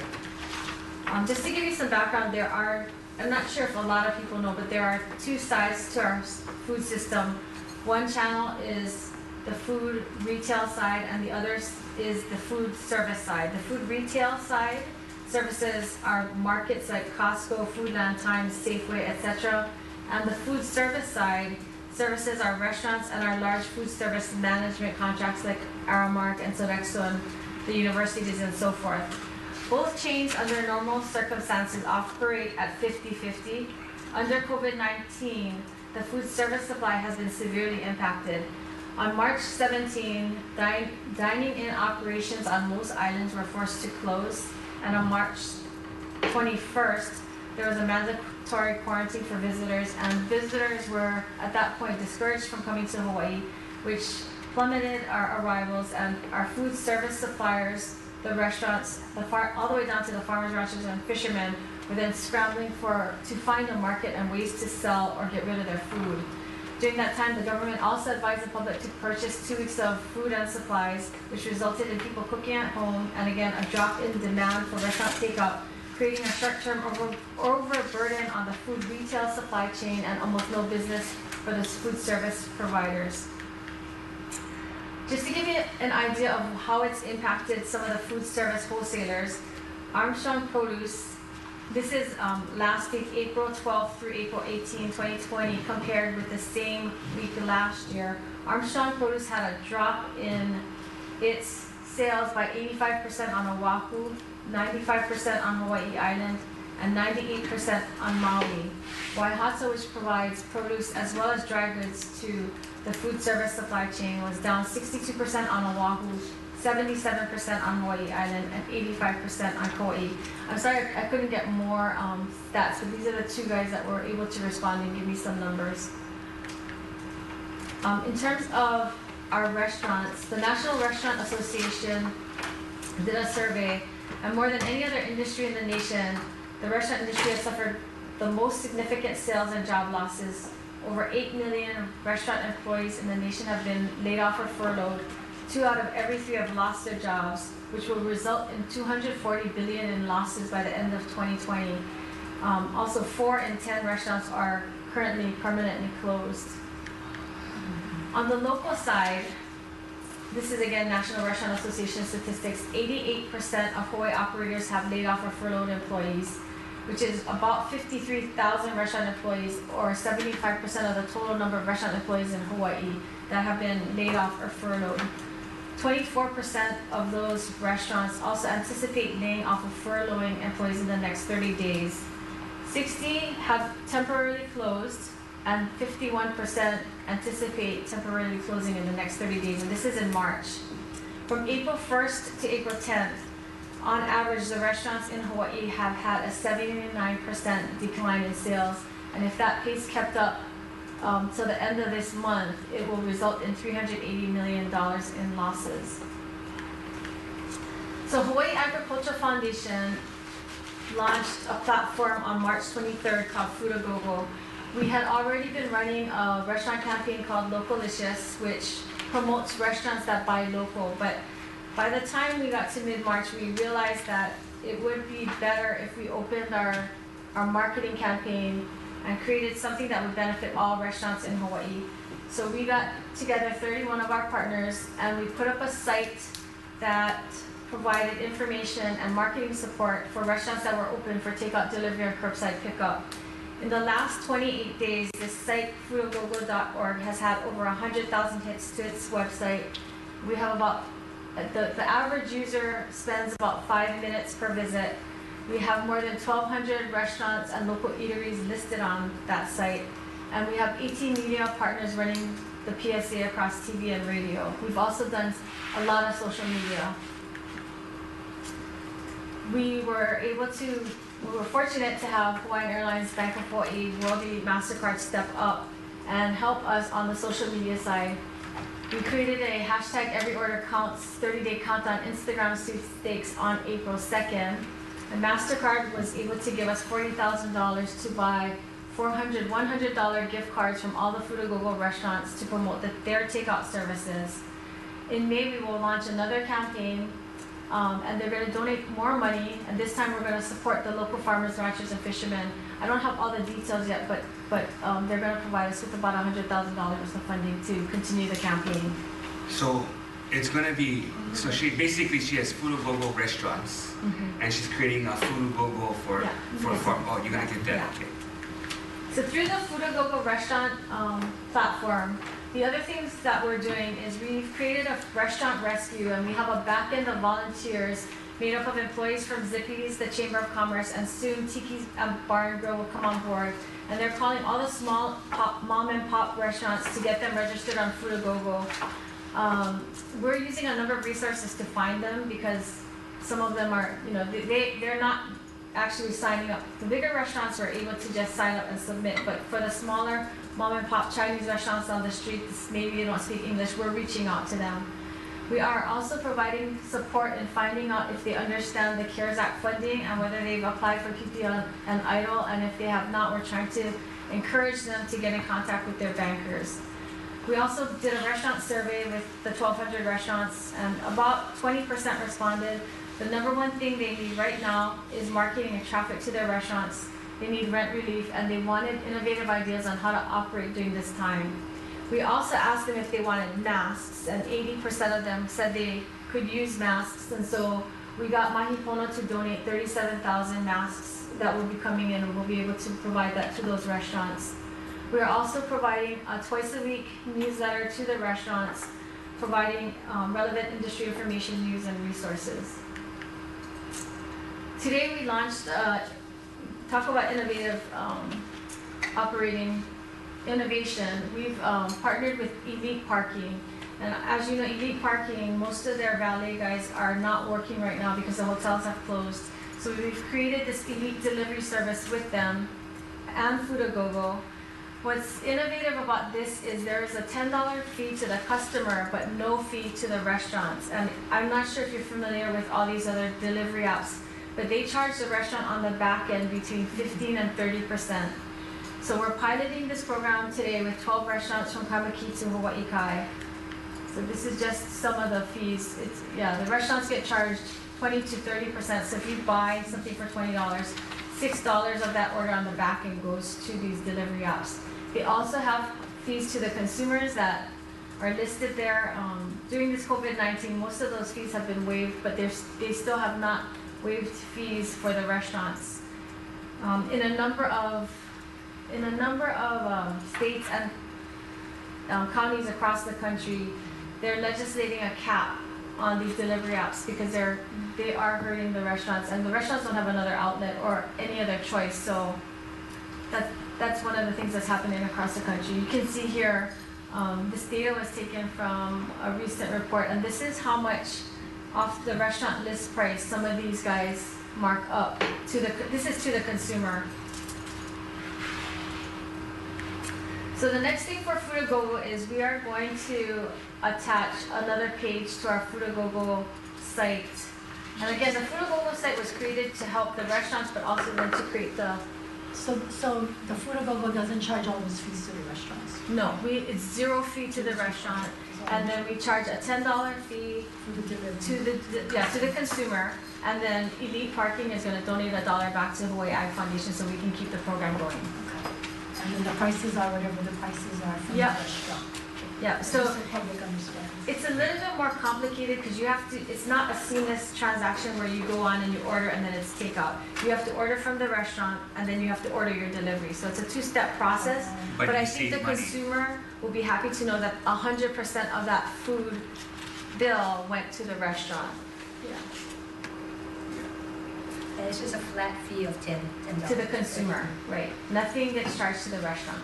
How far out do they go? So right now, we're just piloting because it's with Elite Valet Service. I know, but how far did the valet, because I know some places free delivery and they don't go to Waterloo and they don't go to. So right now, we're just piloting in East Honolulu up to Kaimaki. And then we're gonna start opening it up if it's successful. Okay, so just discriminate against the Kalina people. So from where to where? Where's the geographic boundary? Yeah, the little beach is only right down the What's the road. geographic boundary? So right now, it's just Kaimaki to Hawaii Kai. And we're only doing it with 12 restaurants because we gotta make sure that the process is good. I mean, I'm pretty sure Elite will want to expand it and every single restaurant is gonna wanna jump on this, but we just couldn't do it really fast because it's a two-step process and we just wanna work out the bugs with a few number of restaurants. But if it works, we're open to expanding it to other restaurants and other neighborhoods. And some of the some of the restaurants is already, even McDonald's, Burger King, Taco Bell, they're all doing deliveries too now. Yeah, they're doing direct, but they're Yeah. big so they can hire their own Yeah. drivers, yeah. So when you do come to Eva Beach, make sure you stop at Tiano's. Okay. Okay, go ahead. So what's next for Fudagogo?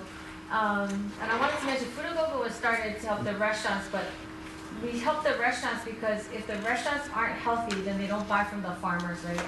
So the next step for us then is to help the farmers directly. We're going to create Fudagogo Farms, which will be attached to this website.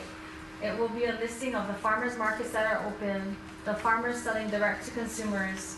It will have a place for value-added products that are available and also local food products made in Hawaii.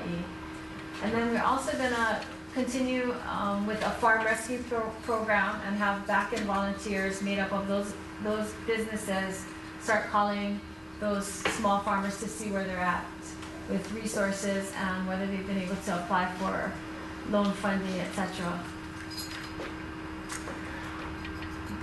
I just wanted to put this up here so you understand the amount of support that we've had to do this. We've been able to keep our hard costs down because all these companies stepped up and donated services to Hawaii Ag to stand up the Fudagogo platform. The next thing for Hawaii Ag Foundation is we do a quarterly Eat, Think, Drink, and we're looking at innovative ways to continue this. Eat, Think, Drink without having to have an event. We'd have an event at home. So we're looking at a webinar format. We're hoping to have 200 registered attendees. And this next episode is going to be called Food System Disruption COVID-19. And we hope to have 6 to 10 restaurant partners providing either meal kits or takeout while we're having this webinar. So we can kind of have a virtual event and talk about what's happening in the food and ag world. Lastly, I just wanted to mention we have an ag park in Cuneo. We have 17 small farmers on a 280-acre ag park. Our response to them so far is we've renewed all their licenses. That was the first thing that we had to do with them. The second thing is we immediately deferred rent for 3 months, and we're looking to do more if this COVID-19 goes on for a lot longer. And finally, I just wanted to mention Hawaii Ag Foundation is a sister operation of the Hawaii Food and Wine Festival. Hawaii Food and Wine Festival is also looking to help support the restaurant workers in Hawaii. We've launched a Kukua Restaurant Workers Fund, and it's being supported by a number of private donors and companies in Hawaii. And what we intend to do is give some of the restaurant workers who were laid off an opportunity to get a $250 P card if they need meals for their families. And what we'll do is that P card can only be used at restaurants because we want to push business back to the restaurants.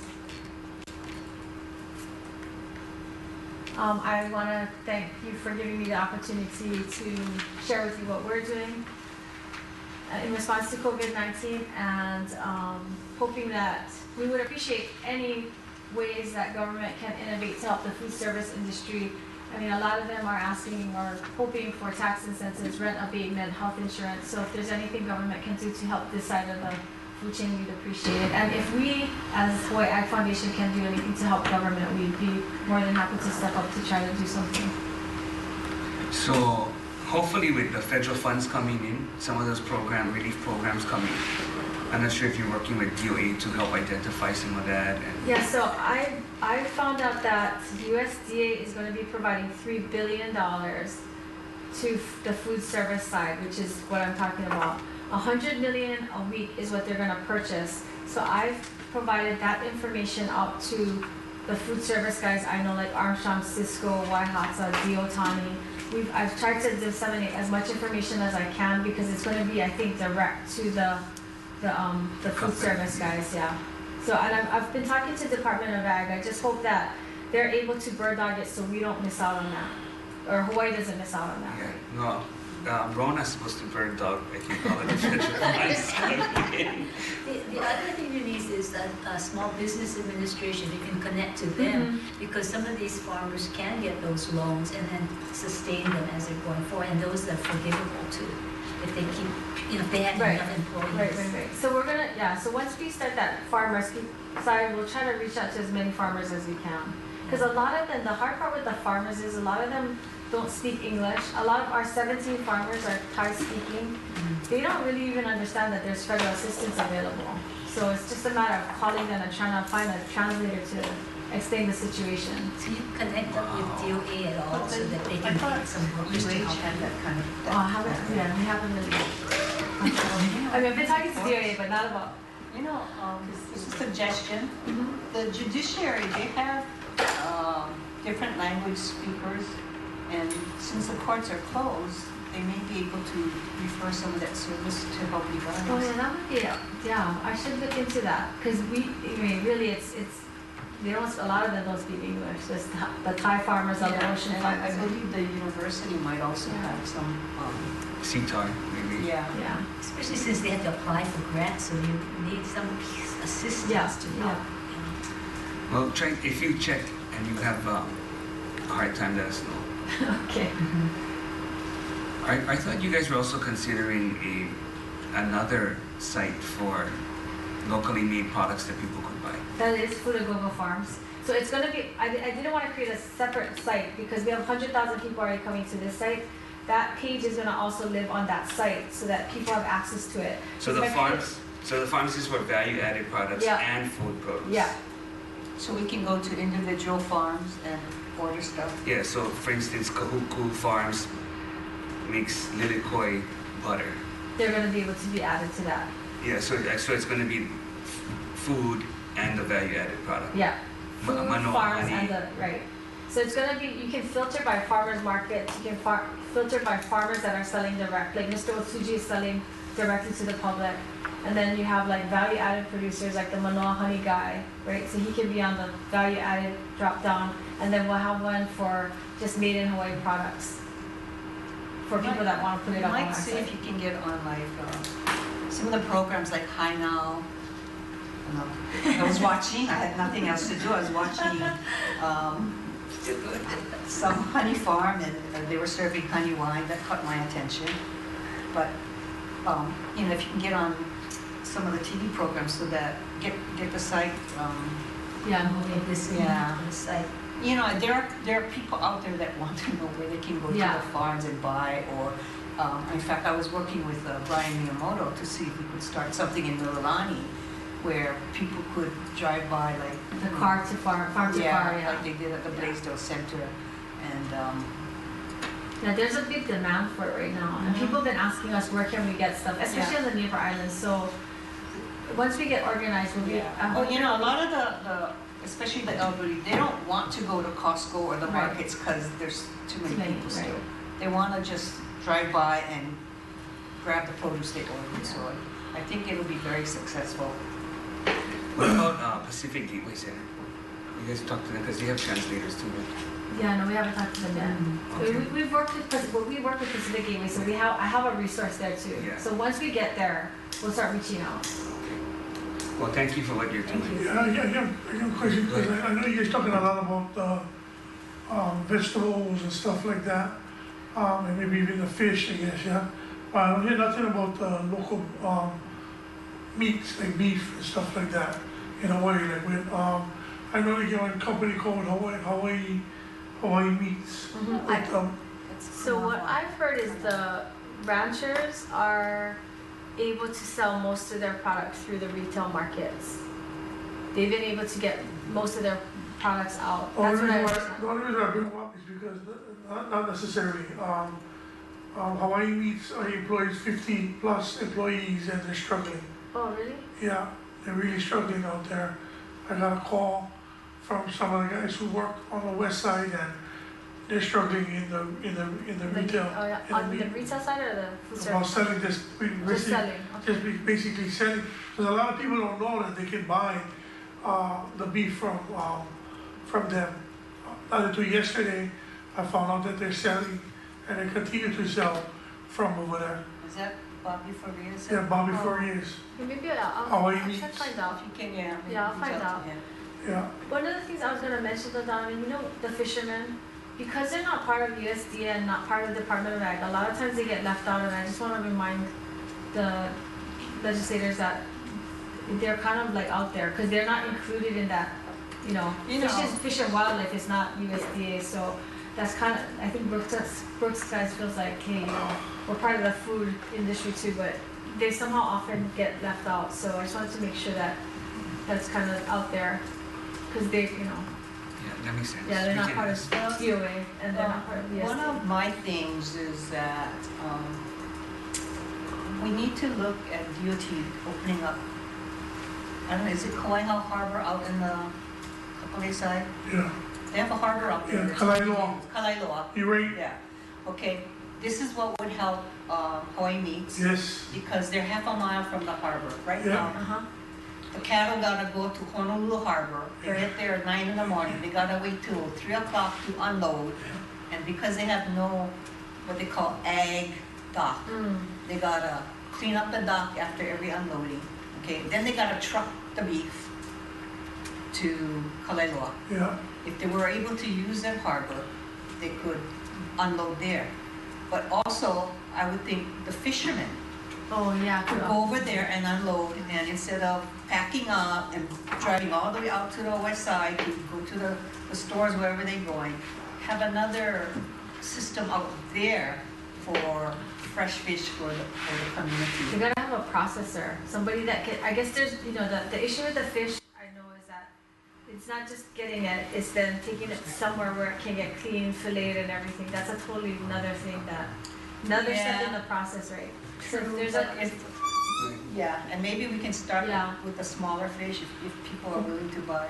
no, I The agree, whole but, fish. but if there's an avenue, the reason why probably we don't have a processing for the fish is because we Okay. can't bring it up. Here we go about talking about expanding our industries, okay, and not depending on tourism. These are some of the things that we should be Yes. looking at. right, Yeah. Planning on that side is depending on bringing and trucking everything over to the west side, and that is exactly what she said. Because they're having right now, if I'm not mistaken, Kauai, cattle coming from Kauai, and they gotta wait that time, exactly what she said, to fill up the pens and travel them all the way from town to Kailailoa, the old feedlot. Well, this may be something we might want to bring up with Alan Oshima. Yeah, Well, and the thing with, Young Brothers is not doing well. Young Brothers is the only barge that comes out of Hawaii. I don't know what those guys are gonna do when that Young Brothers goes aloha. Things that we need to worry about. yeah, you're right. Well, thank you for your time. Thanks, Denise. Thank you. Good Thank luck. you. Thank you. Let us know how we can help. okay, thank you. Okay, so we're gonna take a recess so we can, sanitize the table. Thank you. Thank you.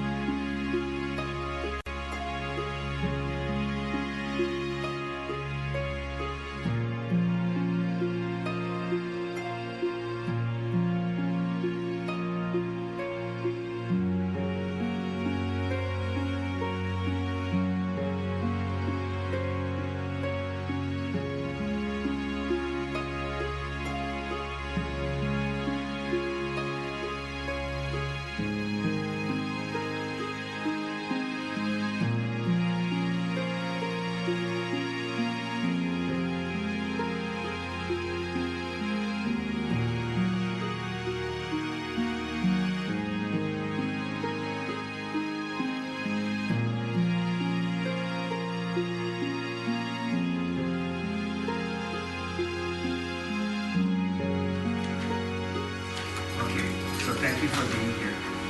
So you can still hear music from It's not on. It's on. Okay. So now we have Director of Health and Ha'ima here to talk about our screening and how we're going to reopen and contact tracing. So we'll let you guys give us updates and then we can have the members ask questions. Senator, I think it may be helpful, particularly if this is being aired, that Dr. Hankins can sort of go over what his role here is. And of course, I can talk more about what we're doing at the health department. But I think there's a lot of confusion as to who's on first. If you wouldn't mind a minute or so, Yeah, go ahead. I think Steve could be could lay it out better than I could. Yeah, thank you, Senators.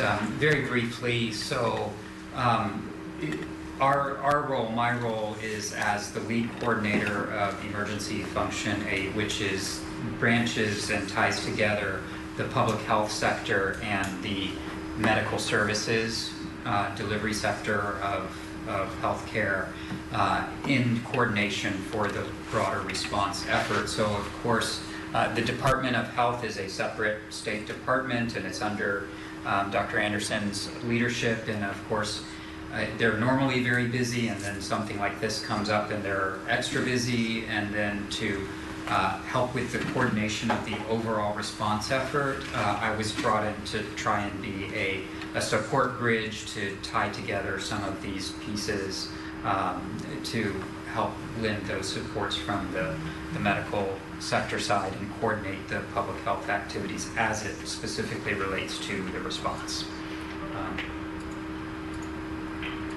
Anybody have questions in regards to that? Yeah, so what exactly is the coordination with Department of Health? Because when we looked at the plan from Ha'ima, you've got the no disturbance all the way to level of threat being high disturbance. The color codes. And in the color coded, and where we were was the moderate threat. And what do you oversee in terms of how we actually deal with the problem of the emergency situation and relate to contact tracing and inventory? Right. Great questions. And yes, so the what we oversee, if you will, is really coordination across these multiple sectors, and the interface with the Department of Health is, again, while the Department of Health itself is a separate state entity structure, as it relates to the response, they are one of the branches. So last week when I was here with the brief out, we had those, the organizational chart, and the public health response sector was one of our branches. We also have a medical operations branch. We have a coordinated medical services branch that reaches out into the hospitals, the outpatient care community of facilities, the long-term care pieces, the community health and outreach sector. And then we have a branch that is identifying where resources are, because there's lots of great volunteerism and self-organization and wonderful ideas and thoughts out there in the healthcare sector that are resources that can be brought to bear with regard to the response. We also have folks that are working on things specifically like telehealth.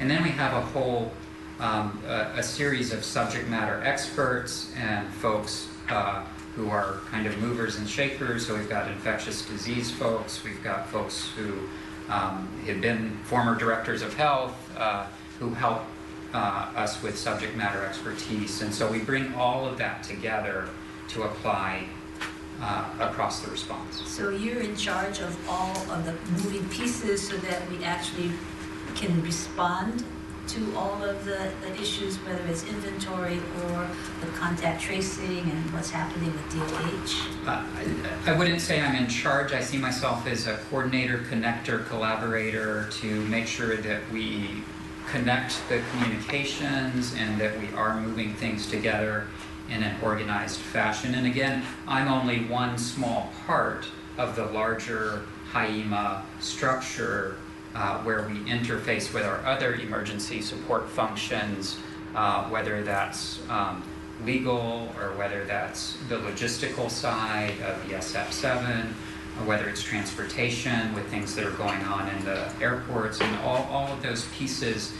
Because this is a public health and medical emergency, everything sort of touches on or has some aspect or implication, so that we try to coordinate those. So who has all the information on what the inventory is, you know, where the COVID cases are, so that we actually are planning for it in a concerted way? Yeah, Is that your role?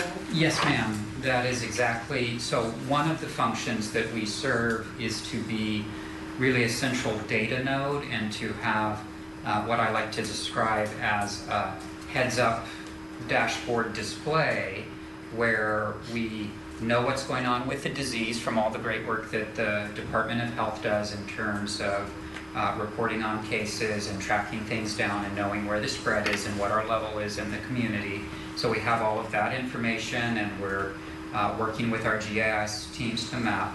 We also, though, want to be sort of preventative and looking forward and leaning ahead and know where our most vulnerable communities are and our most vulnerable patients are, so that we can do the proper protective measures. So we've got that piece, and then we've got data on where are our current assets, including things like how much equipment and supplies we have, what are our forecasted needs on those.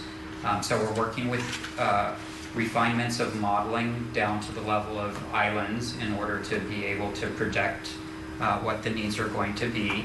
And then we bring that together with this pool of assets that's available both on the public sector side and the private sector side and volunteer side, and really again have this ability to see where the needs are, see where the gaps are, and apply those across. So when General Hart was here the last time, he said we're at the moderate level of threat. So the level of effort was at the moderate level.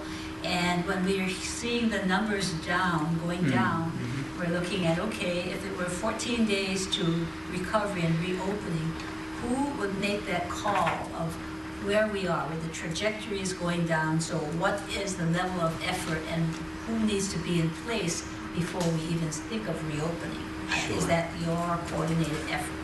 Let me jump in a little bit here. Sure. And right now, the governor and the mayors are really making those calls on what to What is the decision based on? Because they're saying, okay, we want to be data-driven. What are the data points that you're having on your dashboard or DOH is having in terms of contact tracing or testing? What are the data points to make that decision to say, yes, we're going to go? Governor, mayors, this is the time to reopen, and this is how we're going to do it. Who's giving that kind of advice? I think they're getting it from lots of different places. Dr. Hankins' role is not only collecting information, but also disseminating information to the counties, to others who are helping to make those decisions. And it's more than just, it's not just, when we have a 14-day period without any cases, we're going to open up. It's probably not going to happen. It's a lot of things under consideration. Some of the criteria, if I could, if that's the thing you want to really focus on here, there's some criteria that we all, I think, feel is critical to opening up our restaurants and everything else. One is that we have a good testing program, surveillance program in place, so we know what's happening around the state. That's clearly something everyone's looking for. So having a good surveillance program in there. You mentioned the contact tracing. Obviously, we need to have the capacity to deal with cases if they occur, and they will occur. And we have to be able to isolate and quarantine those cases.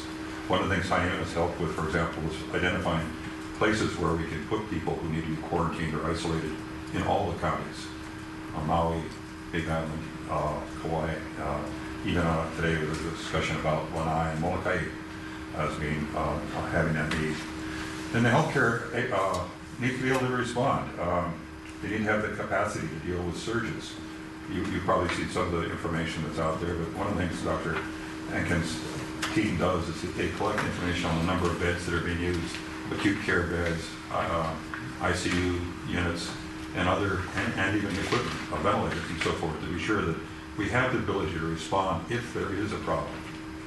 And of course, I could go on a longer list, but having adequate personal protective equipment. You've heard a lot of the lack of masks and things. Obviously, we want to have all that in place and be comfortable that we can respond before we start opening up state. So I think where we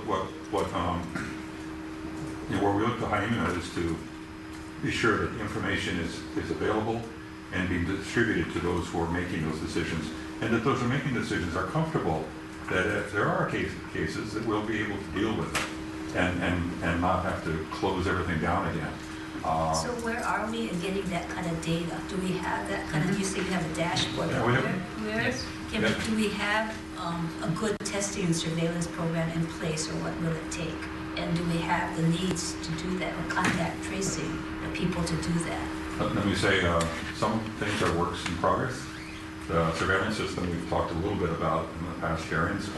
You weren't here, Dr. Hankins, but I did describe briefly the surveillance that we're doing.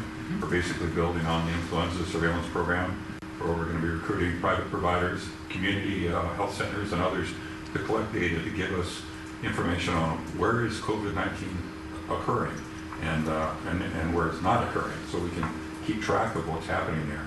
And obviously, we have to be able to respond to cases. So we do have I think a very good contact tracing program. We have probably the best program anywhere in the country in terms of number of cases and the staff we have available to do this kind of work. Most states have just given up doing contact tracing because there's so many cases. They have hundreds or thousands of cases, and they can't possibly go after all the contacts for every one of those cases. We're lucky to have a very low number of cases. By the way, it's 6 today. I don't think we published the numbers, but... You know, when you do contact tracing, you have 586 or maybe 590 cases now. It's a low number of cases. But those they have contacts with 5, 10, 15, 20 people. Where is the data on the actual numbers of people who have been tested or traced beyond the 560? Our Division of Disease Control has a is that? computer system. It's all a So huge what is- database. What is so that that number for of people you've traced? every case, we have identified contacts, and we have records of those contacts and their history for every one of those 500 and something cases. And often there are 20, 30, sometimes even 100 people that are contacted. We have their names, we have their travel history, and we have all the things that we need to know. I can't give you an offhand number, but I would say on the average, for every contact we have, we're probably, every case, we're probably looking at about 20 contacts that are... Is it possible to get that data? Because I see your data in terms of the 25,000 people you've tested. And I see 500 and, let's say, 86 the other day that are tested positive. But which... And I think I asked you before, of those people that you're tracing, how many of those 500 positive cases have been traced, and how many, is it 10 people? What is that number of people tested from the original 500 cases that are tested positive? I could probably get you that. What we typically do is we identify close contacts. Obviously, you all wouldn't be a close contact just because I was in this room, but if I were having lunch with Steve or whatever the case may be, and we're sitting together for a couple hours, that would be a close contact. So I could get you that number probably, but it's for every case, we're typically looking at least a few close contacts, and some of those would be tested, some wouldn't, depending on the circumstances. I guess what I'm getting at is that if we're looking at trying to monitor this and trying to make sure that we're closing in on getting rid of the virus, or at least putting it in a box, then you need to at least let us know when you come to with the cases in the press. There's it's a clustering in Maui, or there's a clustering somewhere else. But if we know that you've been doing this contact tracing and testing of the contacts so that they are negative or positive, then the public has more information on what your testing is coming up with, rather than just a number of cases that you've tested, and most of them are negative. You see what I'm getting at, is that how do we move into that next area of opening up if we don't know what we're looking for as coming out from your testing? Well, I can assure you that all the staff, and there are 50 or so staff now, Division of Outbreak Disease Control, who are working on these things. They know exactly who they've looked at, and they're following up on those I individuals. guess what I'm getting at is the communication to the public is very minimal. And if this is a public contagion, if this is a public health issue, the public should know, so they know, okay, in my community there is, a cluster. This is what I do, and then you start boxing in on it and not having it. We see numbers, but the numbers don't mean anything in terms of my community. And that's how you start boxing it in. But if we don't have that, and we don't have the data on your testing surveillance program, your contact tracing, the results, I think that's where the fear or the concern of the public is, and they either follow your directives or they don't because they're not fearful enough, or they feel, okay, well, we're down to 2, Well, first of all, our directives are very clear if you're a person at risk. Let's take an example, because I need your help in figuring out what we put out. Take the Maui cluster, the Maui Memorial Hospital cluster. We had 40 confirmed cases, roughly. I can't remember the exact number. There were I think, somewhere in the order of 25 staff individuals and I had a dozen or so patients. Those are confirmed cases. For every one of those confirmed cases, we have household members we've contacted. We have friends, if they've had travel histories, we try to find out where they're going to go. So you have another 20 people probably contacted for every one of those cases. So you're already up to a number of 500, 600 contacts. If you just wanted to know the number of contacts or close contacts with each case, maybe we could get that to you. Are you testing them positive? If they're Yeah, positive? any close contact that we think may have been exposed, we will test. And we'll determine whether it's positive or negative. I'll tell you, just for example, while I was walking over here, there's a place called Makua, you probably know it, where some of the patients went, and 6 patients went there from Maui Memorial. They were all tested, of course, because we were concerned they might have been exposed when they were in the hospital. One of those patients actually did come out positive. That person was immediately isolated. And fortunately, because of the circumstances, they were isolated right off the top. But then we had another report about a worker who was of concern, and he was isolated and quarantined. He wasn't symptomatic, but we were worried that he may be. And just 15 minutes ago, I got a report back that he was actually negative.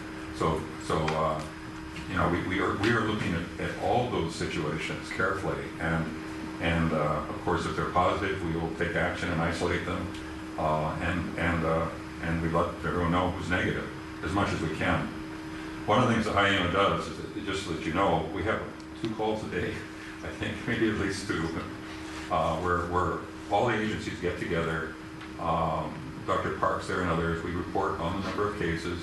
If there are questions on the status of the various cluster investigations, we talk about those. And in fact, and I could go through it, the McDonald's cluster and the Big Island and others if you would like. But we give reports back on the details as we know them on those. Reports back to whom? To the people who are in the VTC call. These are basically agency officials and others. And then, of course, the governor has his not daily, but often has What you're asking is, can that information be made public? Is that what you're asking? Yeah. So that we know, because this is a public health issue. Yes.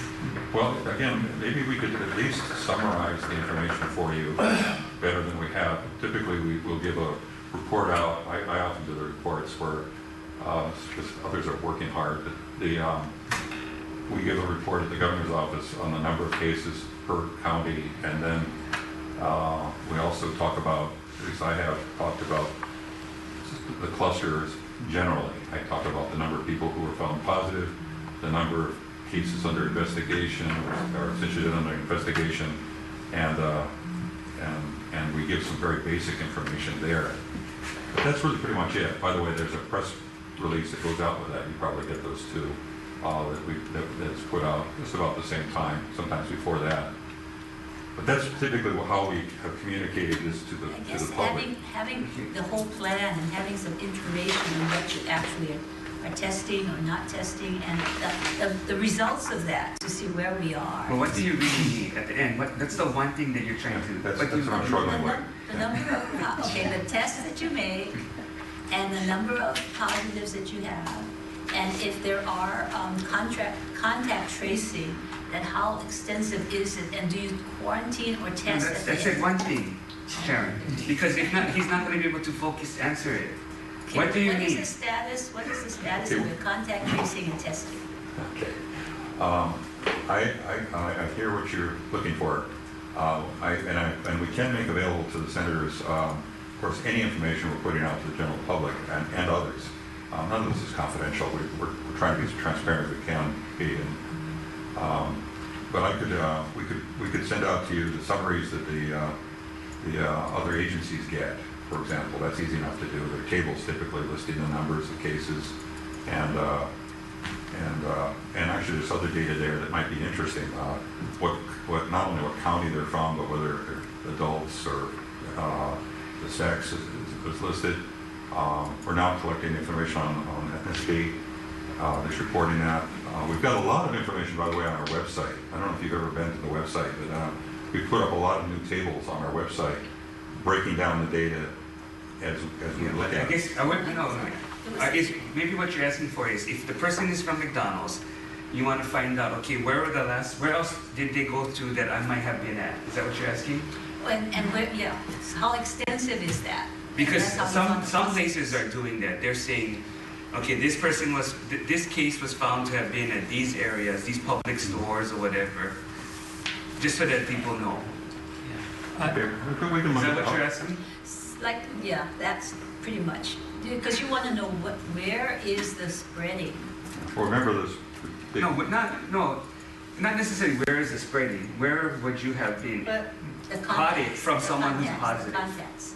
but I think what Dr. Anderson is saying, if they're testing all the close contacts and all the close contacts that were contacts in stores or whatever test negative, but it's the co-workers at McDonald's, wherever, that are testing positive, I mean. Yeah, we let doesn't- you know about all the positives. You've Yeah, got it that. doesn't, I don't think you want to say, oh, these guys were at here.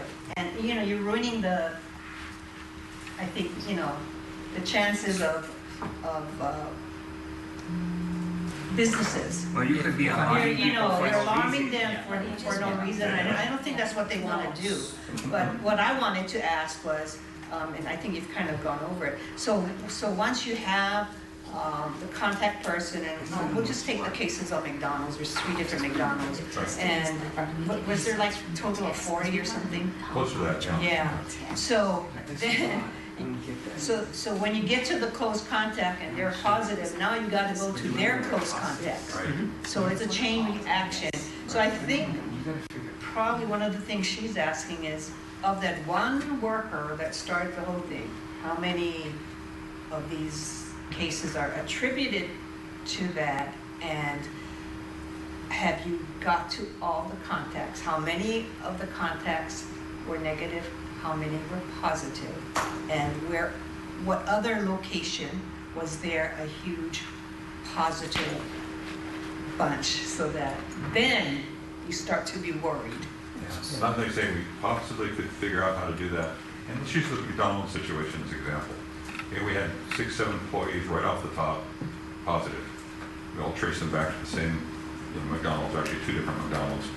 They worked, go home, and actually then we got some positive cases from where they were at home, family members who got sick, and they in turn took the disease back to other workplaces. It happens that this is a Marshallese community in the Kona area, and basically were in living situations where they couldn't effectively isolate themselves. So they ended up coming back and infecting other places. So you have this chain going on that gets very complicated. Everyone's different. It's like disease investigations, like any other kind of detective work. You find lots of things happening, and it takes a very skilled person to kind of weave their way through this whole thing. And finally, you get to the point where you're reasonably comfortable that you've identified all the people that could possibly be sick. And then you probably have missed some too, but having said that, that's where you sort of wind things down, which is kind of where we are in Kona's situation right now. But getting back to the information put out to the public, you can imagine if we told someone that Senator Delacruz was one of the cases, he's going to be reluctant to, or others are going to be reluctant to identify themselves as one of the cases, or to reveal information for fear of reprisals or other things. So it's a delicate balance of doing an investigation and not compromising someone's personal liberties, or they're being willing to share the information they have. I think there's a good trusting relationship between most of our investigators and those who we are working with on these cases, that their privacy is going to be protected so that people won't go after them. Because we have found very often situations where that has happened. People are blamed when they shouldn't be. I mean, they often don't know they're sick. Some of them go to work when they're sick, but don't know that they're even, didn't even think that they're COVID-19 cases. So it's a delicate balance, but and what we try to do is reach that balance between sharing information that we think would be helpful to give people assurance that we're aggressively pursuing this, at the same time not alarming people, and certainly we don't want to compromise the investigation by revealing more than we should when we're just simply looking at someone. I think knowing the protocol, that actually after you know how you do this, when you contact all of these individuals and they do test positive, what do you do? And at the end of the 14-day quarantine, that you actually test these people again, because I think there was some news. No, but not everybody's testing positive. No, only the ones that test positive. Yeah, Only the ones that test positive should be in quarantine. Is that correct? Is that your protocol? Yeah, if I might try to just step back a little bit, because I think there are a couple of pieces from a medical and how epidemiologic investigation unfolds that might hopefully shed a little bit more light. So first of all, I think there's a lot of decisions and behavioral things that are happening without truly clear. Again, we want to base everything we do in terms of response on best practices, on reasonable science-based guidance, so that we're doing things in an appropriate manner. And we understand the concerns and the fear, but the reality is that for contact tracing, one of the reasons it is such difficult work is there are very subtle nuances in terms of the degree of exposure and risk. So again, we know without getting too technical, I guess what she's asking for is, when you identify someone with positive, what's the first step for DOH? Then what's the second step for DOH? And then what's the third? Is that what you're asking? Yeah. I can go We're assured that you are actually. We should have another, if you would like, we can arrange another session with Dr. Park or one of her staff. And it'd be actually interesting to walk through the process. But basically, our first step is, of course, we tell them to be isolated, even if they're just a suspect case. We ask them to quarantine themselves. But if they're symptomatic, they're certainly isolated immediately and tested. That's the first step, just to get them to a point where they're not transmitting the disease to anyone else. Then, of course, we go through the process of identifying contacts, and then we track those and. So what does that include? What does that include? The close contacts? Yeah. So somebody picking up the phone, right? Yeah. They interview the person testing positive. Most of it's done on the phone, actually. Yeah. Often in situations like we had in Kona, it's done in person because, frankly, none of the people could speak English, so you were up there with interpreters trying to get information from people who English isn't their first language. But it's mostly done by phone, and we spend probably 2 hours interviewing every contact on the phone, just right off the top, to get the information we need on. So that's the context that you got based on the person who's positive. You interview them and yes, you find out, okay, where do you live, where are you from, all that. And then you remember, we're going to every one of the contacts, and then we interview them, same thing. And so it gets to be, you can imagine the number of hours gets to be really huge when you get to dealing with an outbreak of 60 or 70 cases and God knows how many contacts. That's why we need the staffing we do. And that's by the way, the process that you use in every state. It's more difficult with this disease because there's less we know about it. It's not as, for some diseases, we've done it so long, so many years, that It's just, we're learning as we go here more than we did in most places. So there's lots of uncertainties as it relates to contacts and so forth. But having said that, there is a Do process. you do a screen or do you test them? But these are the original contacts. How do you know that they're testing negative? No, So you someone test them. comes in, they You test. identify. But no, If I'm not other feeling well, contacts. I go in. They don't know who to, how But, to the we- other, but their contacts, if they tested positive and they had contacts, like 10 people, do you test the 10 people or you just call them? Well, if they're close contacts, we'll test them, most likely.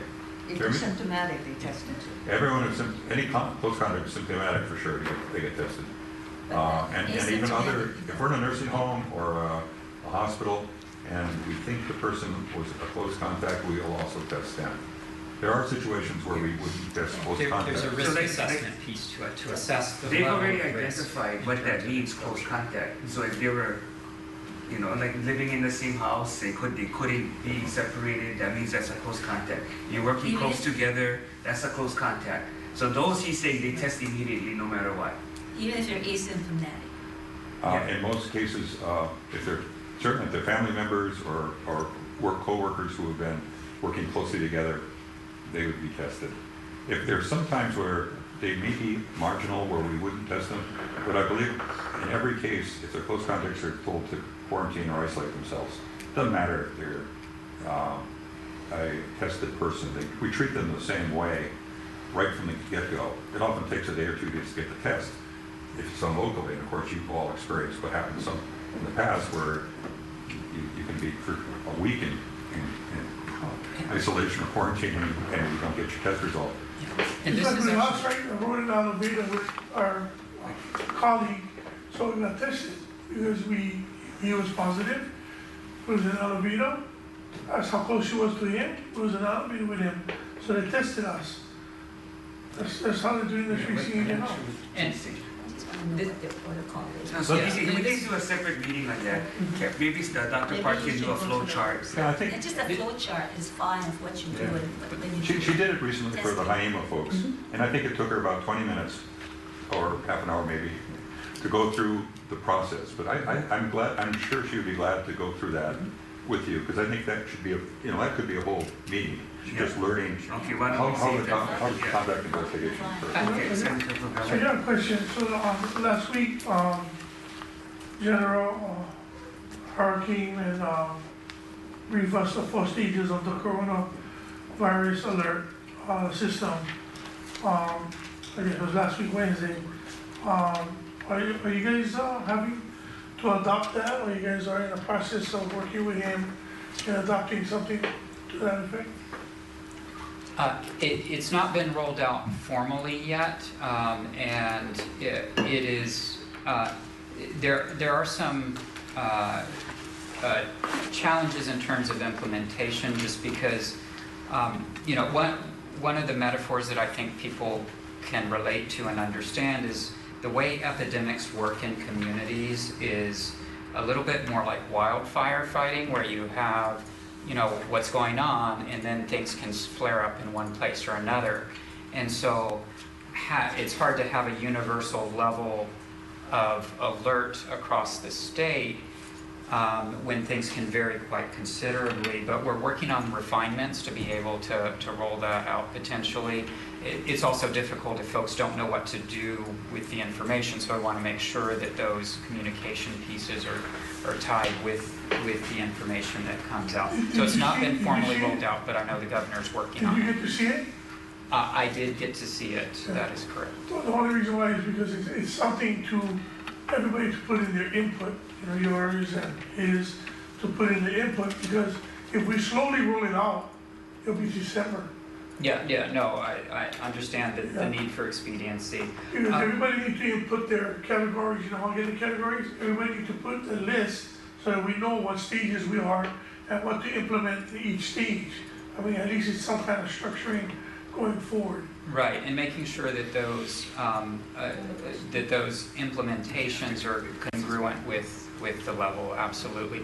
I would like to point out that this discussion about the contact tracing and in a community like we had in Kona, points out where some of that integration happens. So, one of the things that we did through our resources branch was identify volunteers and healthcare workers that could be tapped to assist with contact tracing, community health workers who could help with outreach, helping with translation in Marshallese, and there were limitations. We've all heard about the challenges. If there are lots of people to test and we have plenty of kits, that's fine, but if you don't have enough media to run them, that's a challenge. So we were able to reach into our contacts and collaborators at the University of Hawaii and come up with over 1,300 tests worth of media that they were able to produce. So that's the way that we integrate with public health. Yeah, I'd love to say that one of the huge advantages of having Hawai'i involved in this is it's expanded the assets available to us. The health department has a good workforce, but we don't have the assets that can be mustered by General Har and the others there.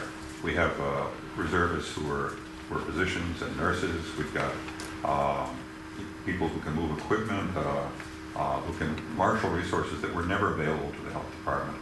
So they have facilitated our needs as we go and do these investigations in a way that we probably couldn't do them without having that help right now. But we are able to do it, and that's important to know. I mentioned those criteria that we have to think about with regard to reopening. We have to have that infrastructure in place. You got to be able to do the testing. You got to do, the contact tracing. You have to have an adequate system. And when that happens, then you can start talking about opening the parks and talk about opening up, allowing elective surgeries and the things that have been repressed, if you will, to try to be sure that we aren't overtaxing our medical system. So, I think we're at that point that the policymakers are looking at doing some of those activities. They obviously need the reassurance that we can respond. And the short answer is I think we're in pretty good shape here to start considering some of those relaxations. We have, despite some of the criticisms you have, probably one of the best testing programs in the country. We have more tests than anyone else is doing. We have fewer cases and fewer fatalities than any other state in the country. Having said that, we have to have the infrastructure to be able to respond. And I can say that I'm really very comfortable that we can start looking at reopening. Now, that takes there's an art to it. It's not something you just do. No one's done this before. So we have to be selective and about what we allow. What restaurants are we going to open up, and what conditions? All those things we're thinking about now and starting to plan for. And then we can start moving forward. But I think we are at a good place. We've got the case numbers down to a level that we can at least start thinking about those activities. Someone mentioned today on the call that for a restaurant to open, you can't just say, we're going to open tomorrow. It takes weeks to get, the workforce to the place, to get the food and everything else, to open a restaurant. You can't just do it. So, we need to start planning ahead and to be looking at some of those activities that can resume. And there's no prescription for that. That's not exactly called out in the plan, every one of those steps. There are general levels called out in the plan and considerations in moving forward, but as I see it, we're going to have to take a measured, incremental steps to opening up that are going to be a difficult decision to make. But don't you think that before we can even think about any of this, we've got to really have a control on our part, which we don't? Well, that big step is going to be a tough one to take. You're going to have screening programs probably. You're going to have to be able to know that the people coming here are healthy, and if they're not, you need to be able to deal with them appropriately. So that's a huge step, and we're. So when do you think you're starting that process? When do you think you're going to have a first draft? Well, I can tell you, I know the governor and the mayors are talking about the start of that now. IEMA has a working group with Alan's group working on that. We met this morning, as a matter of fact. Yeah. So. Okay, Senator Kyoho Kalole has a question. Hi, can you hear me? Yes. Yes. Okay, yeah, hi Bruce and Doctor, thank you guys for being here. Bruce, can you explain, has the methodology for contact tracing changed from the beginning of the pandemic to now? I know that you've increased your capability and the National Guard has helped supplement that. You've taken on volunteers for contact tracing, but has the actual contact tracing methodology changed at all? That's a good question, and the short answer, yes, it has. When we started out in this process, our laboratory capacity was very limited, and we were really only testing individuals who were symptomatic, who were pretty clearly COVID positive patients. People who were for the flu has been ruled out, and we did. We were very restricted in when we did the test. And this is, by the way, what CDC and others were recommending right off the bat.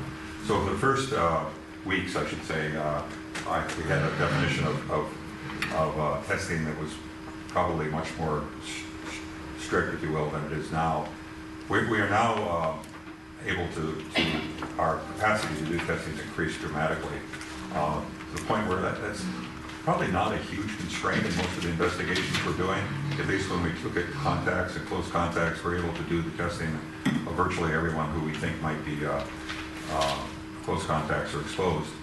We still have to be mindful of the lack of equipment and supplies, but having said that, we have changed our testing to some extent as it relates to. But that's your testing. That's your testing and your treatment methodology, right? Your contact tracing methodology. To be specific, Sarah Park appeared before this committee, I don't know, 3 weeks ago, I believe, and went through the contact tracing regime where you contact, they call all the individual people who have been associated with a positive individual back, from the point in which they think they got exposed, and then if I recall correctly, you give them a designation, right? A high risk, medium risk, low risk.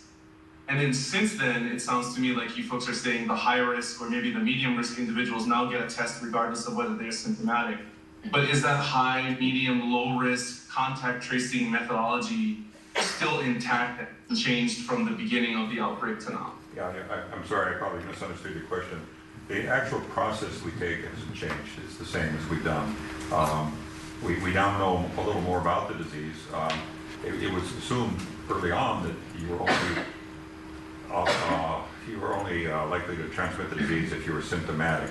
We know now there is a pre-symptomatic period when you can be infectious, so we're a little more conservative, conservative is the word, in looking at close contacts, recognizing that you don't have to be sneezing and coughing necessarily to have transmitted the disease. But generally the process hasn't changed. But the sensitivity we have to, and the knowledge we have about the disease has changed. We've modified our approach slightly because of that. But fundamentally, what Tara Park told you 2 weeks ago is still occurring on each and every one of the cases that occurs. And so as it exists now, are you folks, if they're asymptomatic but they were a high risk contact, or a medium risk contact, where do you differentiate between this person needs a test now that we have more capability and the supply chain is in better shape and the testing capabilities in better shape than it was at the beginning? Are you guys testing high risk? I can't remember specifically how she explained it. But can you guys just draw us a picture, like a color-coded picture explaining that methodology? I really want you guys to just draw me a picture. Yeah, I know. Because I think it'll discussion. I'll try to, when we have that meeting with her, I'll ask her to try to make it as clear as she can on who gets tested, because I think that would be helpful to you. So I don't want to try to go there right now with it. Dr. Hanks, did you want to comment something? Well, I would make the comment just, so again, we had the benefit of having a brief out from Dr. Park just yesterday on the contact tracing methodology.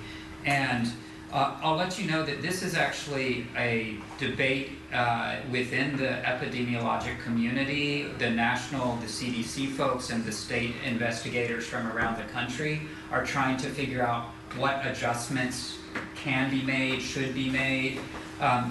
And when an investigator makes the decision, to answer your question about what level do you choose to treat or not, it actually is a clinical decision-making process. Like when you go to the doctor with a set of symptoms and they decide whether or not you get an antibiotic. There are subtleties that really you have to rely on the expertise of your investigators to make those determinations in terms of the risk of exposure. And sometimes there are fine gradients.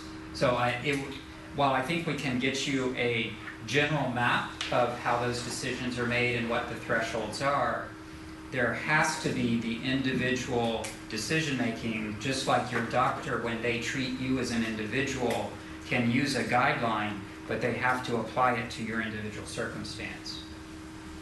Okay, so also I'm not challenging the methodology. Mm-hmm.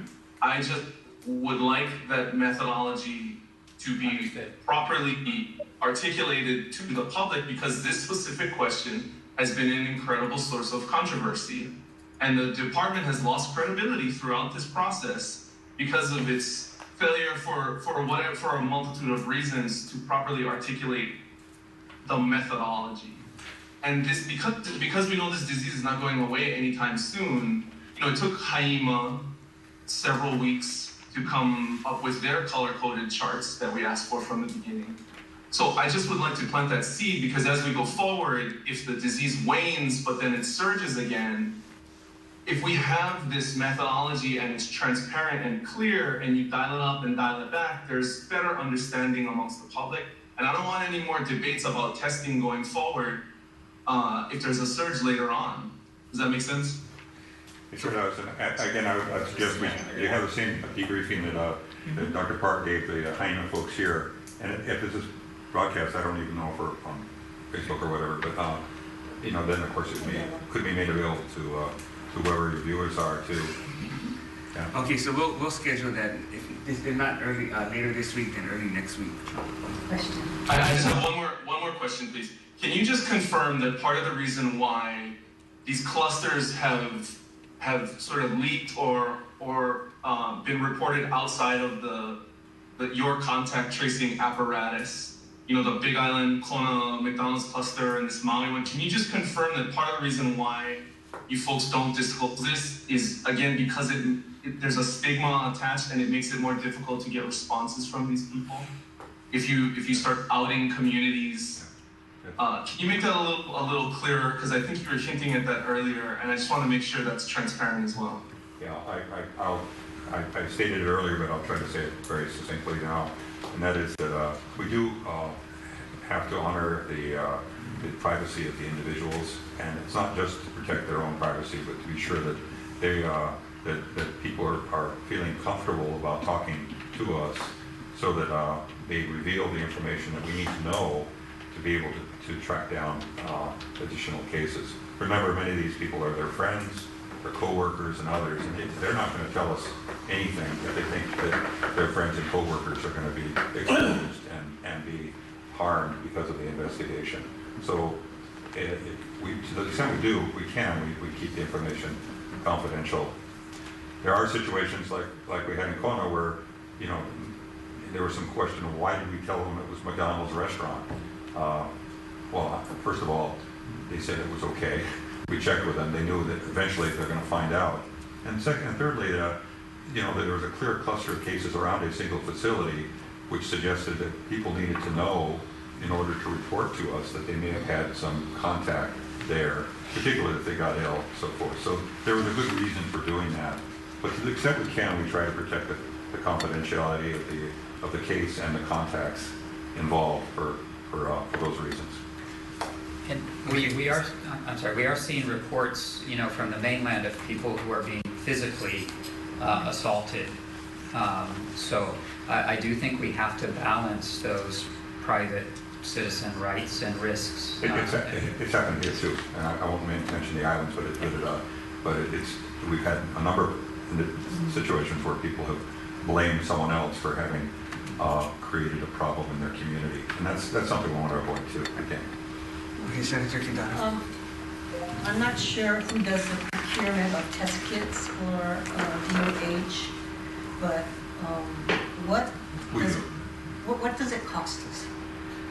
we actually originally got the test kits free from the Centers for Disease Control, and we still continue to get test kits from them. It doesn't cost us anything to do that.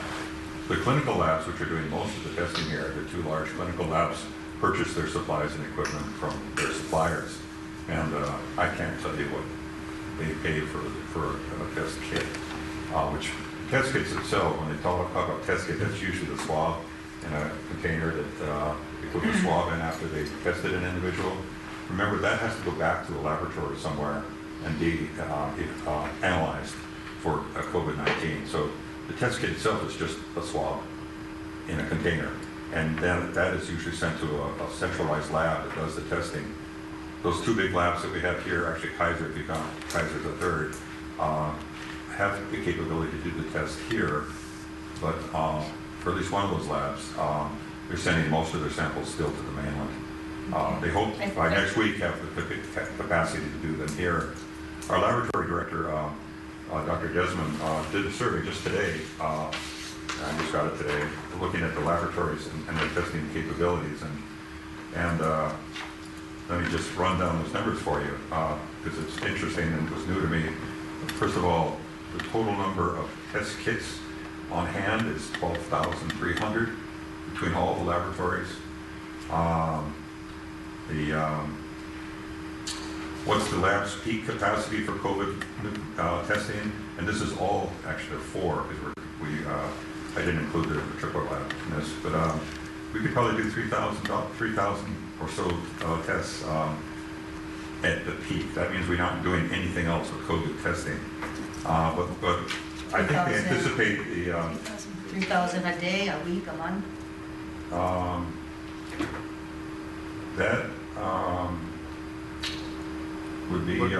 That would be potentially a day. For surge, yeah. We're For currently surge. over 1,000. The Right. testing, but they still have to go to the lab to get results. Do we have the capacity to do that?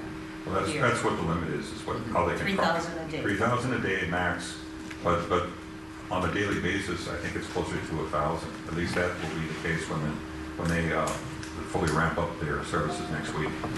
So that's a huge increase over what we were able to do earlier. The reason I asked that is that a couple weeks ago, there was an article in CNN, and I'm told that FEMA is now buying from South Korea at $20 a test kit. So I don't know what we're paying locally, and I'm glad we're still getting them free, but come to the point where we have to pay for them. I just wanted, I think the company's solvent. I just wanted us to know that that is something that we can look at, because I know that others here have purchased the kits for $100, other labs, and so. Yeah, our logistics folks are definitely sourcing kits for purchase to supplement what DOH is getting. Thank you. And then just to add to that, Dr. Anderson, is remember that we wanted to bring JABSOM into the picture, and I know Dr. Desmond is working with them. So do you know at what point they'll be on board and they'll be able to help with this? Well, they don't have their certification yet, but they did help already. They did prepare some media for us.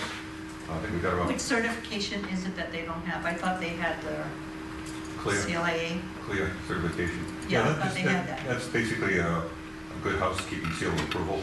It means that they have a standard in their laboratory of cleanliness and their procedures are such that they generally are able to do that type of work.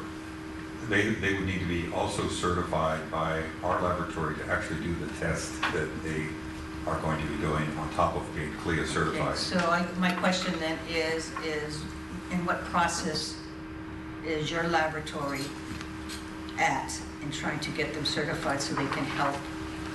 I don't think they're at a point where they've asked to be certified or inspected. What we'd end up doing is sending our lab, we actually have a laboratory inspection program. We'd send them to JABSOM, if that's where it is, to certify the lab. And they'll walk through the procedures and they'll make sure that they have, safety hoods and everything else in place that they need to have to do the particular test that they're doing. I don't know, maybe Dr. Hankins knows more about that. Yeah, well, The specific question of where exactly they are in readiness and whether they've achieved their certification from CLIA or not, that I don't have the exact answer for you. But what I can say is, being a assistant professor at JABSM and working for the residency training programs and things, JABSM has been already a very valuable partner in terms of this coordinated response. And they have made things available like helping with the media, but also specifically to just Yep. if we can get to the answer. So where are they in the process? That I don't have a direct answer for you at this moment, but I'm sure I can find that out. Appreciate that, Sure, thank you. absolutely. Senator Kim. Paul, do we need JABSA? Do we need to have another lab? In terms of laboratory testing, again, where we have rapidly expanded through the private system, but I think this is a circumstance where there is unpredictability and unknowns, and we want to be able to search. So I think it would be good to have them on board. So And I then, agree. yeah, so then why isn't somebody bird dogging it to make sure they come on board? Because we've been talking about this for a couple of weeks now, the JABSA. So that leads me to my next question. Okay, we need them for research purposes, if nothing else. They need to be certified and be able to do this. Yes, They so. may not be necessary to do the diagnostic stuff, but they do need, they So are the needed. question is, who's coordinating this to make sure we get whatever we need up and running and know where we are in the process? And that's the concern we have here. So And- that means, Yeah, and can federal dollars be used to help, cover that cost? which leads me to the next question, and calls I got this morning, is that who's coordinating the testing? You're talking about this methodology and coordination, and yet I get calls to saying, okay, what is Department of Health doing? What is the private company doing? What is, what is his name? HMSA. Doing? They seem to be not coordinating. And I said, I don't know the answer because we have been asking that same question. Who's coordinating all of this? I can help with that. So first of all, we have to be very clear that the word testing is creating a lot of confusion. It's somewhat like if you speak to an Inuit about snow, there's 9 different varieties of snow. So there's lots of different varieties of testing, both in terms of what is being used as a product for testing and how it's applied. So everybody agrees we need more testing. What is most important from a disease control point of view is the surveillance testing, that we rapidly expand that. There are private actors, private companies, private physicians, and nonprofits who are trying to help out in different ways that we don't have direct control over. If somebody, in a private business decides they want to try and help out the response in a way, and they set up a stand to help people in some way. So yes, there is splay in what's happening. I think we're quite unified in understanding that what helps us best control the disease is if we have a very robust surveillance program, a rapid testing program that can be applied when there are clusters, so that you can quickly wrap your arms around when there is a cluster that breaks out. Again, that sort of wild land firefighting approach. Let me add one more thing, Senator Kim, if I could. If I could count, I can't even count on 2 hands the number of offers I've had today from private companies offering their test. There's a lot of fly-by-night companies out there wanting to make a buck real quick, who are offering tests that sound great, but they're not FDA approved. In fact, the mayor suggested the testing company was not FDA approved. Okay, that's not my question. Can Okay, I well, answer my let question? me- No, why not? Yeah, I'm trying to answer your previous question. No, that's not what I asked. Okay. Okay, so that's the problem we have here. We ask certain questions and we get this whole long answer on stuff that we've already known about. So if we can answer the question directly, that would be helpful. I'm So the helping question to coordinate. is, why these private actors, why can't we control them? If we have an emergency and we can control everything else and we can, cut off the beaches and cut off this and set the police on everybody, why can't we control it to have a coordination between all of the players so there's no confusion as to what's going on? Is that your role? No, it's our role, and let me just explain.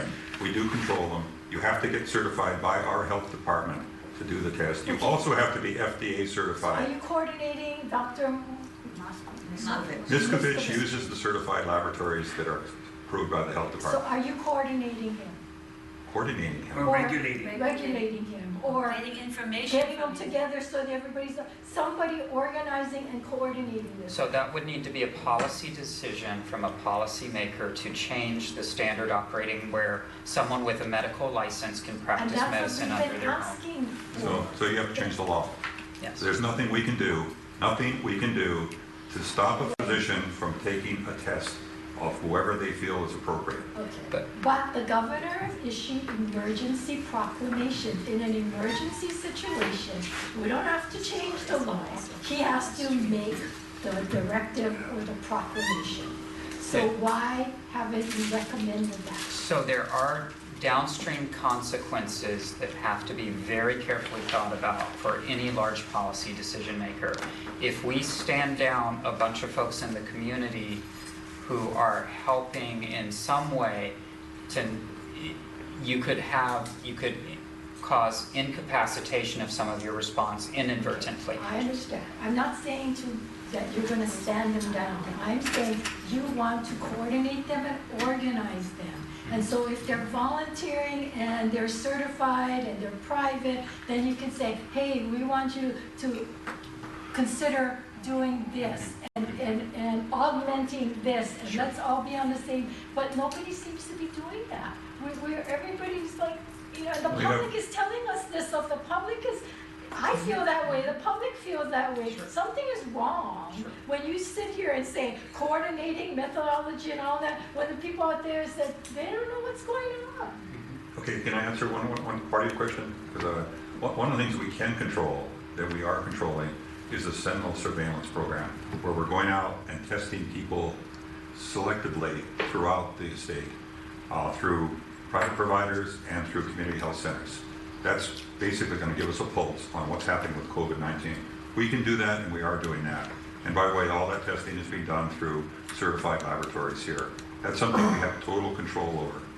And by the way, I should say, Dr. Miskovich, that the data he's collecting, some of it is actually very interesting and helpful to us. It's given us Okay, see, you're sidelining again. Can you get back to Okay, I'm just saying that, well, I'm not necessarily sidelining, because I'm saying that almost any information we get is useful in some way, shape, or form. And that actually has contributed considerably to the number of tests we've done. And what it's shown is we don't have much disease out there, is what it tells us mostly. Okay. But he hasn't done that testing, nor has anyone else, in a very systematic manner, as we need to do to make sure that we have a pulse on what's going on, and that we have some control over. Great, I'm glad that we have some control over something. So now we need to get the rest in control, or organize, or at least do something. And I hope that you will do that, because the public is just, you know, if we're gonna get back and start opening up businesses, we have to make sure that we're organized. And I will say that part of, so our coordinated medical branch is looking at this exact issue. It has to do with the antibody tests that people are hearing about, because most of those are not FDA approved. They don't yield useful, meaningful But results. since you brought that up, so yesterday, DOH, it publicly advised people against using the antibody test, right? Because they're not FDA approved. Yeah, so I get that. But then now we have a doctor, today I have a press release that is offering rapid antibody with or without nasal PCR swab determined by medical provider. Now they're offering it, even though yesterday DOH said they're advising not to do antibody. So it's an advisory, again, that folks not do this because, or they at least do it with the information that this is not a vetted test and it's well, that's not on their answers may press not be- release. I mean, the press release doesn't say it's Better not, because at the very least, Sure. it should be required that they state what you just said. So if they're going to offer it because you can't control it, that's one thing. Okay, Right. you know, if it's an advisory, but it should at least be required that they have to disclaim what you just said. And I think it should be in writing. Because this is actually for first responders on top of that. This test, Okay, Yeah. can I ask, two more questions. Yes, ma'am. Okay, one is, DOH supporting the mayor's testing initiatives with CHCs. The mayor just bought 10,000 tests. So What's happening with that? I'm writing back to the mayor. $100 each. I'm writing back to the mayor today of what the answer to that. We just heard about this yesterday. See, again, that's the thing, why aren't we Well, can I- coordinating? I would ask the mayor that same question. But having said that, the test they are proposing is not FDA approved. It requires that a sample be sent to the mainland. And although there is a quick turnaround time promised by the company, that's after they get the test in Texas to do the analysis. So it can be a long time before results come back. I think he was well-meaning in this regard. I think he felt that there was a need for a testing capability, particularly in the community health centers. What he probably didn't know at the time, because I've just gotten that information, is we have capacity through our local labs to do this testing. And that's the point that I'm trying to make, is that the right hand doesn't know what the left hand is doing, there's no coordination, people are confused about the testing, and that's because that message has not come from the state level. The mayors are running wild. I'm so sorry, let me just say that. The mayors are doing what they feel they need to do, but they're not a coordination effort. Okay, so let me get to one last test question, if I may, and that is, are we testing people who have been tested positive, have gone through the 14 days, have waited the 4 days, they're told they have to wait and have no symptoms after the 14 days for 4 days before they should feel like they're cured? This couple came on TV from Maui saying they were tested, they were positive, she waited, they went to the 14 days, 4 days later, she was better, and they told her on the phone, okay, you're free, you can go out. And she didn't want to go out because her husband still had symptoms. And so the husband finally had the 4 days, no symptom. They said, you can go out. They didn't test them again, and she said on TV that the CDC says you should be tested after, at least twice, to make sure that you are no longer positive. So can you comment on that? Yeah, so again, as Dr. Anderson mentioned earlier, there's still a lot of true unknowns and uncertainties about transmissibility of this disease. There are guidelines about testing after an infectious period. However, there's also really good data that is coming out of Europe that suggests that even though, one of the things that folks need to... So are we not testing? Because if you test and you get some DNA, some RNA from this virus, that does not necessarily mean that it's transmissible. And in Europe, they found that after about 10 or 12 days, it doesn't grow in culture and they can't get it to transmit. So, but again, that's one study. There's a lot of uncertainty in the medical community about this. Are we or are we not? Okay. We are not testing? currently. We're not, I mean, So one wait thing. a minute, let me Well, finish. can I answer? No, I am asking, Yes. and you can. You asked I'm about not the asking, question. I am asking. There are two I'm CDC asking him right now. recommendations. Okay, can you hold on? Mhm. Okay. Sure. So we are not testing. Not currently, we are Okay, not. so are we or are we not following CDC? And if there's two, which one are we following? Can I answer that? Yeah. Because I will let- I've so- actually looked at this more Yeah. recently, because you're asking a very good question. By the way, I don't discount the question. But CDC actually has a criteria with testing, and they have a criteria without testing. The criteria with testing is, as you point out, that you test twice and find 2 negatives 7 days apart or something like that. There is, however, other criteria that everyone else is following. No one's doing the 2 tests required because it's just too time consuming. But that requires a period of time, and you alluded to that, where you're asymptomatic. Now, of course, someone who has gotten COVID-19, if they've recovered, they're probably immune, and they're no longer a threat to anyone. So if the husband, in this case, has been through the illness, he's not going to contaminate or expose anyone else to COVID-19, even though his wife may be still positive, and she would have to go through the same process. But I wanted to clarify that the CDC does offer a clearance protocol without requiring testing, which virtually everyone in the country is using right now. And that's what we use here. It's also a resource limitation issue for the country and around the globe, that it makes much more sense. So the cost of the test, the fact that those tests then gum up the system in terms of throughput bottlenecks that we've been talking about. So you want to, as a basic principle of emergency management. And that's the other thing that FEMA brings, is a really emergency management approach Okay, to some of again, this. so these people who were positive and is now trying to decide if they're okay to come out, they don't want to infect anybody. They're not sure about this. They're hearing this. They're saying she doesn't want to come out because she's not sure. She hasn't been tested. According to her, the CDC says that you should be tested twice. She hasn't been. So, she's not sure. People around her are not sure. I'm getting calls. I'm not sure. And then we're asking you guys, and then you're saying, well, we have these two methods. And so the public's not aware. So the messaging has to get out to the public. People have to start to feel confident about what's going on before we're going to get our community back online. So can you just clarify the method that you're using for the state? You're not testing, is that correct? Right, we're using the alternative. What are you using? For the audience. It's the CDC guide. So wait, So we're not using the dual testing. By the way, that was done in China initially, and Okay. so No, no that's one's doing that anymore. CDC So our criteria is 72 hours As an out. option. CDC has an option, still an option. Thank you. Okay.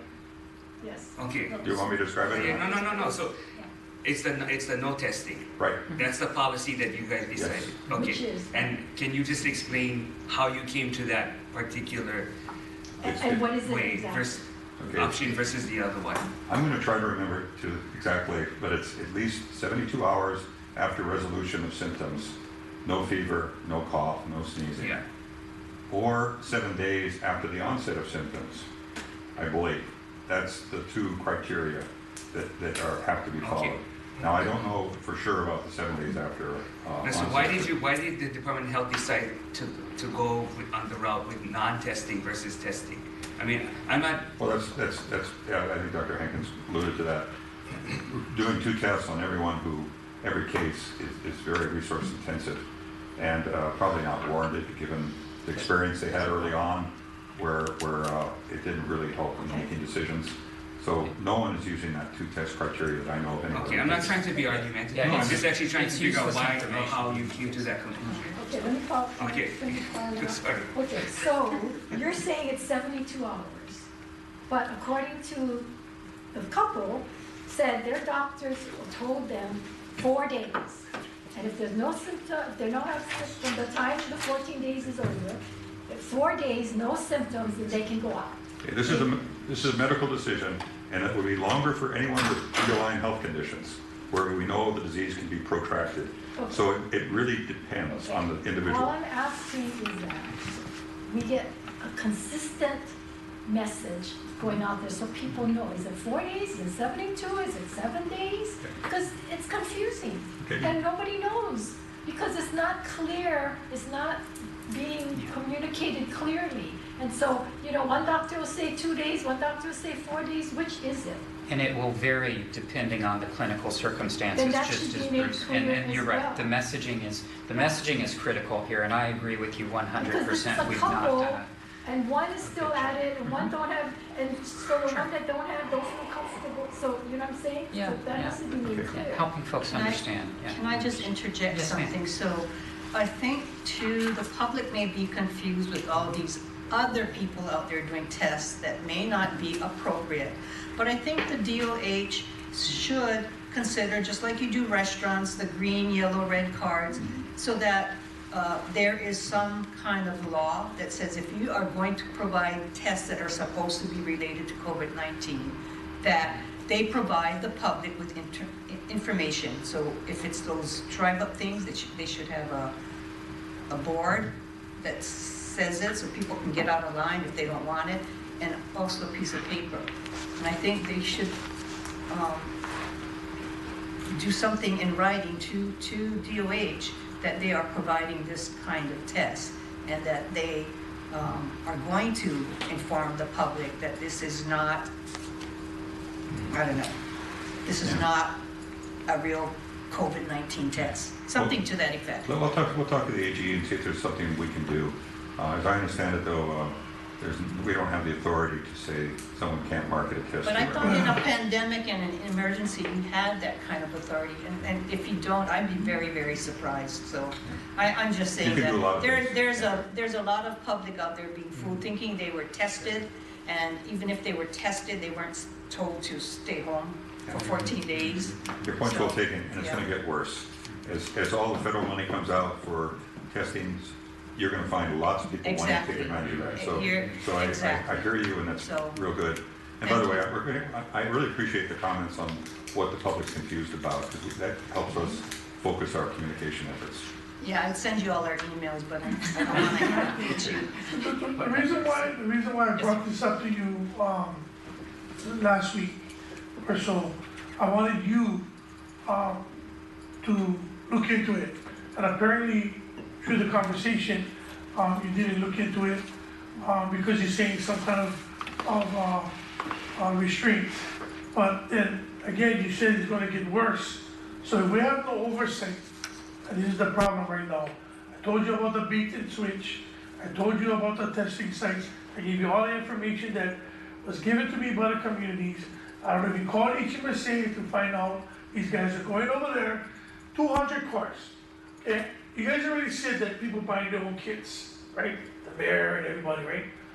But when you stay with 200 plus people in the line, and you don't tell everybody that's coming for one kit, you only get 25 testing kits. Like you're doing with screening. Now, isn't that fraud? Because I'm coming in the car, sitting there for 1 hour, thinking that we have a chance to get tested. But if I see 600 people in front of me and you only get 50 kits, I'm gonna go home. Guess what they do? Strap throat. Is that one of you guys? Is that one of you guys testing? Not our testing. You guys do strap throat and flu before you during the virus testing? Most physicians would require that, if they're even looking for COVID-19, they'll want to rule out the flu before they test for COVID-19. Right.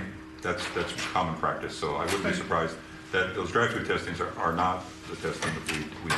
So. Right, and that's what I was told, that if they're gonna test for flu, and before they test for coronavirus, that they usually do it at a facility, Right. and not a drive-up. That's great. Because all the drive-ups should be what's called, and they advertise big banners in my community, screening.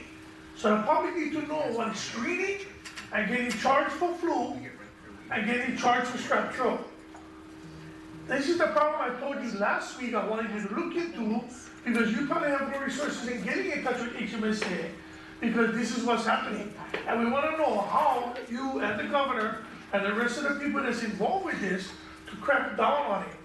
Because they're not telling how much testing kits they get. They say they're having a number, but really, you know that they're not having the testing kits and the capability of testing 200 people. But they're having these people sit in their cars, driving all over the state, jeopardizing their lives and our lives because they're driving all over the place. We'll get screening. Oh, there's a screening in Mahiko Park. Let's go. There's a screening in a Sig Park. Let's go. They're supposed to be staying home. Unless you're symptomatic, you get in your car, you go to a screening. You don't go over to a screening because they give you a screening because it's not free. And that's the thing you guys just said, they don't want more. We need to have an oversight. That's the reason why I asked you this last week, Bruce, because I wanted you to tell the governor, ask the governor, whichever way you need to emphasize. I get old people in my community that is complaining that they call their kids up to give them a ride because they don't get tested because they feel, because they're getting anxiety, yeah? Because they stay home in their house for how many days. So they call their kids up, hey, if they're screening over here at my house, you can take me in a car because they're not taking walk-ups. Yeah. But then you subject these seniors, their children, and the rest of the people in the community either getting into an accident or getting the virus because they're waiting in one line. We don't know. Yeah. But I asked you last week the reason why I wanted you to look into this, because we can stop them. They're still advertising online, Craigslist, Facebook, all over the place, screening. And we're in screening because they don't tell the people, I'm probably going to get 2 testing. Good. AG's office. Yeah, no, Okay, we got the right person here to I follow mean, I up. don't want this, I know you just said now, it's going to get worse with the federal money. See, But that's not what we want to hear. You want to say, hey, the federal money coming in, let's get in front of this, so we don't have it happen. That's what we want to hear. Okay, good point. Appreciate it. Yeah, no, and we'll follow up and talk to Thank the you. Dean's office about what stories we have to do that. I really think that the department should consider, going on TV and making a statement to the public so they understand the difference and they understand, that not everything is a test and not everybody has to take a test if they're not symptomatic. And this has to be repeated over and over and over. Like you said, it is going to get worse. So maybe a once a week spot on all the stations. I don't know what it is, but you guys got media people that can figure it out. One thing Hawai'i did is stood up a joint information center, and we can get that messaging out through them. They put out news releases. They of course organize a lot of the communications here. And it has to be in simple language that everybody can understand. As the seniors, people take advantage of them, like the same. Yeah, it's confusing, even for people who know what's happening. Well, that's the kind of stuff that we did the mass texting. It's free, and we could do that. How you must have decided to go there. Yeah. Although there's also a lot of communities that aren't, wired, especially the seniors. So we've got to reach them every which way we can. Yeah. I have one more question on the homeless, because I know ABLA had a site, they closed it down, they said they can't test, they can't screen, but I see all of them now, because they can't go in the parks, I guess now they go back in the parks, but they can't go in the parks, so they're all along the sidewalks, Chinatown in my district, and they're not being screened or tested or given masks. Is there any way that HAIMA, I guess, can coordinate the efforts with the homeless providers so that we can ensure that these people are taken care of as well in this whole health spectrum? Yeah, we are meeting and have met just recently with Scott Morshigi and are working with the counties. We've sent out the letter with FEMA to try to understand what kind of other support that can be done. Places for them to Yes, stay. ma'am. So we are actively working that, both with the counties and through the state office. One thing we did set up, Yes, ma'am. there is a shelter down in Eli, but there's also the Hawai'i facility That's run by the city. Quarantine. It is only for people who have been tested and either found to be positive or are awaiting their test. So it's basically a quarantine or isolation facility for the homeless. But it actually has been very helpful because it's gotten, they're engaged with the homeless, and they've gotten other treatment services for substance abuse and behavioral problems which often accompany homelessness. So that's been helpful, but it hasn't taken care of the problem. I'm not suggesting. But at least for people should be comfortable that if someone is identified as a positive, they are isolated or quarantined there. So we don't know that there shouldn't theoretically be anyone out there who's homeless and positive. They should all have been referred to this facility. And by the way, we have 6 or 7 people there now. We've had about 20 or so already go through that cycle. So that is available now. It wasn't a few weeks ago. So at least we're getting to that. As well as other vulnerable populations. Right. With DHS. You talked about in regards to McDonald's, and I think everyone agrees probably with HIPAA laws, you can't really diverge or divulge people's information. But what's preventing us from naming the specific business? Because I don't think the businesses are protected by HIPAA. What do you mean, like McDonald's, which was named, in this case, but there's some that aren't, right? We originally just named it as a restaurant, but again, in the spirit of transparency, and because it was thought to be a common source of exposure, we very quickly announced the name. In fact, I had no hesitation to doing that. And I didn't know at the time. It turns out there are 3 different McDonald's in the Kona proper area, and eventually all 3 were closed because they all had the employees that came and went. So it got a little more complicated, but no one's been trying to hide anything there. And in that case, we named the business. And we would in the future if there was a problem with the business or with any establishment that where it would be in the public interest to know what that business is, we will let people know what that business is. So hotel, if it's a business of any sort, Again, we try to respect privacy where we can, but again, if there's a public interest, we'll let people know what the names are. Okay.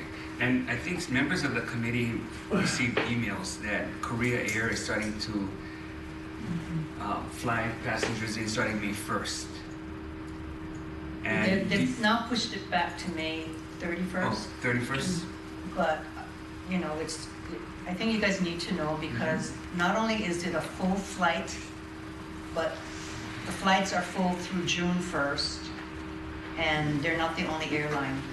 That was Asiana, Korean airline. Also June 1st, they're starting their flights back. Oh, so they changed from yesterday. Yeah, so if the governor is not going to petition the president to limit, we're not saying close the airport, but limit the non-essential travelers, we are going to have many, many tourists come May 31st, and I don't think we're ready for that. No, I'm certain to say we're not ready to open our doors yet. But they're coming because, And, you know, and they're not testing them, by the way. They test them when they get back, not when they leave. Right. But this is a very hot topic of discussion in terms of what kinds of measures we put in place. And, you know, it really, again, above my pay grade, but decisions about... We finally got the airport verification. So before they leave, we finally got that going, right? Yep. I guess the next step is how do you But track the visitor? that's for our local, I mean, our American airlines. I don't know if the international. And everybody gets, doesn't everybody get verified before they leave the airport? As far as verified. We screen everyone when they get off the plane, regardless of whether. Yeah, so they have to Well, do it's the a temperature form. screen. Yes, that's going on. Yeah, it's just a And temperature that's thermal being screen. double checked as But they... the information, what I'm talking about is the information that they have to fill out on the app that was created of where they're gonna stay. They don't have to, they fill out a form, they're not required to do an app, the app is voluntary, so it's not. It's either or. My Yeah. understanding is you either do the paper or you do the app, but you gotta do it. Yeah, they said that if they cannot leave the airport, if the thing is not checked out, because they have the sheriffs right there. Yeah. So if it's a volunteering now, that's news to our ears, because last week, they told us if they don't fill this up from Christina, if they don't fill them up, they get directed to the sheriffs. Yeah. Right, you get directed to the sheriff, and then what? It's a voluntary form. They said, No, they it's said, not. It's not voluntary. It's not voluntary, Right on they the said form, voluntary. if they don't, The then they form gotta that they leave. print out, it says voluntary.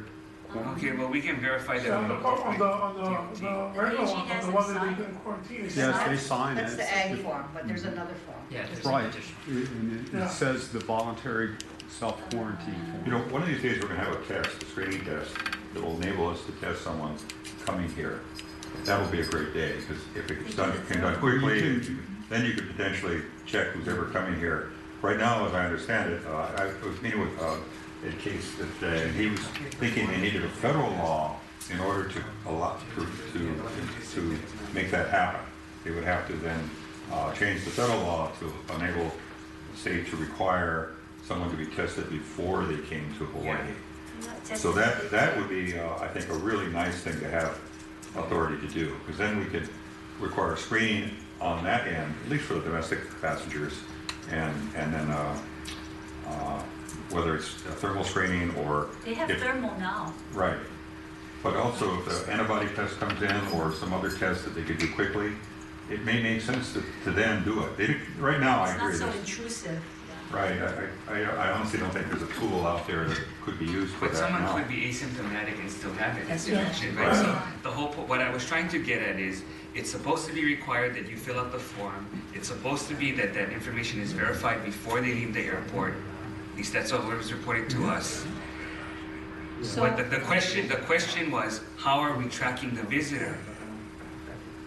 Because in other areas or in other countries, they actually require the GPS. And when you fill out the app. Right now, how it works is Wait, what's your name? David Lopez, And you're with? IEMA, Okay. He's the executive officer. So right now, how it works, we just got through trying to track all this down. And how it works is once the person leaves, the paperwork is processed basically by HTA. they've established a call center where they follow up with calls to ensure that that person has checked in the hotel, and then daily afterward a couple times to ensure that they're by this quarantine. Now, if that list is also put into a database where the counties can see it, so the respective counties have access to look into it. And then if that person is not contacted or fails to answer his phone, then they can notify. Yeah, so that's the right county. now when we only have 100 people, 200 Correct. people. What we're talking about is if we have 700 people on a flight, Right. what's our process to And make right sure we now, can for the track most it? part, that's just visitors. Yeah. But So- still 700, so Well, that's, Well, if Korean and Asian airlines start flying in on Right. May 31st, you bet that Delta, United, all of them are going to do it, because why should, Sure. the Asian And airlines? that's what has to be considered is exactly the sustainability of each of these programs that we put in for resources and how you're going to control the course of however long or whatever is determined as the medical end state of this. And so this is requiring people to work right now who normally have other jobs in the tourist industry or in the travel or transportation industry. You're right, as soon as tourism starts to come back in or these jobs start filling up, they're going to be pulled from their screening duties, so to speak, and then a new workforce is going to have to be developed to take those places. And of course, that's going to grow according to the amount and the depth of the screening and following and tracking that whoever puts well, the if that's control what's measure required, wants. that's what's required. I Why mean, would you would be concerned about you that? have to measure the benefit to what we're getting from that program and the amount that it's going to cost to implement that program. So Because there if will I- be a cost to it. Yeah, if I might use the example of thermal screening. So just from a disease control, so most of there are folks that are doing this, but just at a very pragmatic, as a physician, so even in a pandemic, most of the people who have a fever don't have it because of the virus that's going around. There's literally hundreds and hundreds of other things that cause fever. So there's a fidelity issue when you're screening for temperature. If that temperature, if I want to get through a temperature screening, all I have to do is take Tylenol or ibuprofen an hour before, and I can skirt it. And this kind of thing sometimes creates bad behaviors. And then you have to, if they do pop positive, if this thermal screens is positive, then you have to sort out, well, is this because of some other reason that they have a temperature? So you need a medical personnel there to try and sort through that. So when you're talking about 700 people getting off a plane, think about, if 5% of them have a fever or 2%, how long does it take to sort through that medically? If you're going to test them all, okay, then you have to wait for the test to come back.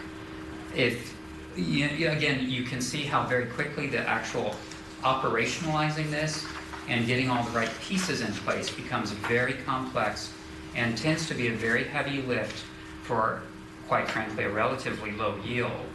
So we have to weigh these things out, and you're absolutely right. On the 31st, if we have no choice and the doors are open, we have to be prepared. And we have to have a plan that makes sense, and one that's sustainable, and one that's not going to, cause such strain on the system that it fails.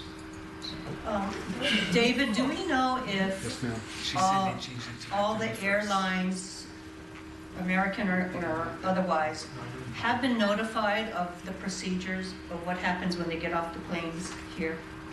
Do we know? They've probably been notified in some respect. But Including the international airlines? Yes, ma'am. By whom? But the actual, we're trying to finalize an actual standard operating procedure. And who were they to notified? the Department of Transportation, Airports, as well as HTA. Contacted the airlines directly? Yes, sir. So where in the form does it say voluntary? This is a newer version. The last version I saw in reviewing them had. Yeah, because that was our whole thing, that it shouldn't be voluntary. Right. And this actually makes you sign that if you fail to follow this, there's a fine. Right. Yeah, I understand that. But I think that when you get into the actual enforcement of it, For instance, we were trying to war game some of this out today is what happens, for instance, when the person has the temperature. See, the thing is, Further on, They gotta get put into a quarantine. yeah, they're already in self-quarantine. If I have a 14 toe If they infection, leave, if they then I leave- don't need if they quarantine. deplane and they have a temperature, Right. or if they and you test them, then they gotta be quarantined. They're already in quarantine. They're going into quarantine. Right now, I'm talking about when we open up. If the governor says, okay, we're gonna end this, what's our process? Oh, at that, well, I didn't know that. I'm not sure that. We're talking about May 31st, Right. Because as long as people come in and we have May 31st and we still have the 14-day quarantine, then we're hoping that just discourages some people from coming. And that's what I'm saying. But If if that's still in place, But when then that's not in place, what is our process? I don't. Well, it's obviously Hasn't not been discouraging them if we are Yeah. being told the planes are full, both planes, and they're full to June 1st. Mhm. So now that it's been pushed back to May 31st, so, so the thing is, each airline, you guys talking about testing, each airline should pay for their own. They should start paying for their own. Train the stewardess, they have to pay for it. I mean, you're gonna bring them here, and again, take away our resources and our money, our general funds to pay for 30,000 people coming to Hawaii. Negative. You give them to the airlines, especially like Korea or whatever, and they come here, have everyone on that plane before they land here, get tested, and then pay for it. Yeah. So they shouldn't be coming and taking advantage of the fact of coming over here again and again. We don't even have it close to even having it controlled, to have even entertaining that much people coming over here is gonna make people very, very upset. You're telling the local people, stay off the beaches, stay home in your homes, and then we're not telling the visitors to stay home? To a multitude, I mean, yeah, we're saying we're calling them, but are we telling them, if you're playing land in Hawaii and you have non-residents on it, for each passenger, we'll charge you $5,000. No, How but about that? that's currently, right? What I'm talking about is, let's say in June, Right, what is our process? Yeah, I don't think anyone's worked that out, to be That honest has to with be you. determined. I think first of all, let me say, no one's talking about allowing people to start coming here, except under the quarantine provisions that exist now. Yeah, so this- That's not even being discussed. We're not even close to that point. But I think when we get to that point, as you point out, Senator, we're gonna need to look very carefully at what requirements there would be. Yeah, for And obviously, staffing. if we charge the airlines, they're gonna pass it on to the customers, so be it, Nope. We're gonna have to figure out exactly what screening would be necessary, whether it's thermal screening or testing or a physical exam or whatever the case may be. We'll need to figure that out, and we don't have that right now. I guess that's the point, is that General Horace's level of effort plan, the HIUMA plan, and it says these are the kinds of things we need to have in place when we reopen, we go back. So when we go back to green, So when we go back what's to our green, plan? what is the plan? So I think that's what's missing, and it's not populated, and if you can populate that with what has to be done, it Right. would make us feel more comfortable. I don't That's think starting I to feel, be- I'm sorry, I don't think I feel comfortable that, passengers on airlines are being told that when they get to Hawaii, they are going to be quarantined in their hotel for at least 14 days. And particularly when you talk about, the Koreans and the Japanese, because they wear masks all the time. yeah. And I think they are more, try to honor government policies. So I don't know that I feel comfortable that they are being told. I don't know who's telling them on their end. Why would the airlines tell them? Because they want them to board the plane. Are hotels telling them when they make the reservations? Are they telling the travel agents who sign off that you have told every passenger that you're bringing on this tour about these policies? And I don't know that I feel comfortable that's happening. We can get back to you on that. Obviously, when you get to the airport, it's not when you want to find out that you're going to Correct. be in quarantine for 14 Correct. days. You want to be knowing that before you make your reservation, so you can consider the alternatives, right? So we'll get back to you on how that notification is given to people. And by the way, Japan is not. I have a question about this. What's the process if they lie on the application? When we went through this the other day, all it said were the different points where they get caught and they lie on the application, they get forwarded to law enforcement. What happens to them then? They put the wrong name and then they check ID, they find out he was lying. Or they call a cell phone, they find out the person was lying. Do they go straight to jail? It was a $5,000 fine or 1 year in jail. That's why I said it was. Up to, that's the maximum, right? But what is the actual determination of whether they get arrested and taken into custody? You know, I think it's a misdemeanor actually, technically, but it's like $5,000 or a year, up to a year in jail. I honestly don't know how they've handled that today. There are undoubtedly situations where they found people who falsifying information. But again, that's something we could check in on. I know that's an issue for the DOT, and we should get on it. Yes, we are, like, as I was saying before, we were trying to write out these SOPs, these standing operating procedures, and then work with the AG's office to determine these kind of what-if questions to have a process to go by. Well, I guess what's important for us is a lot of these things now are currently under the emergency proc. But when that ends, you need legislation. And so is the Attorney General going to be presenting a package of bills that we have to consider, or language that we have to consider? Yes, I'm sure they're looking at, we've been asked to identify statutes and other things that need to be revised, amended.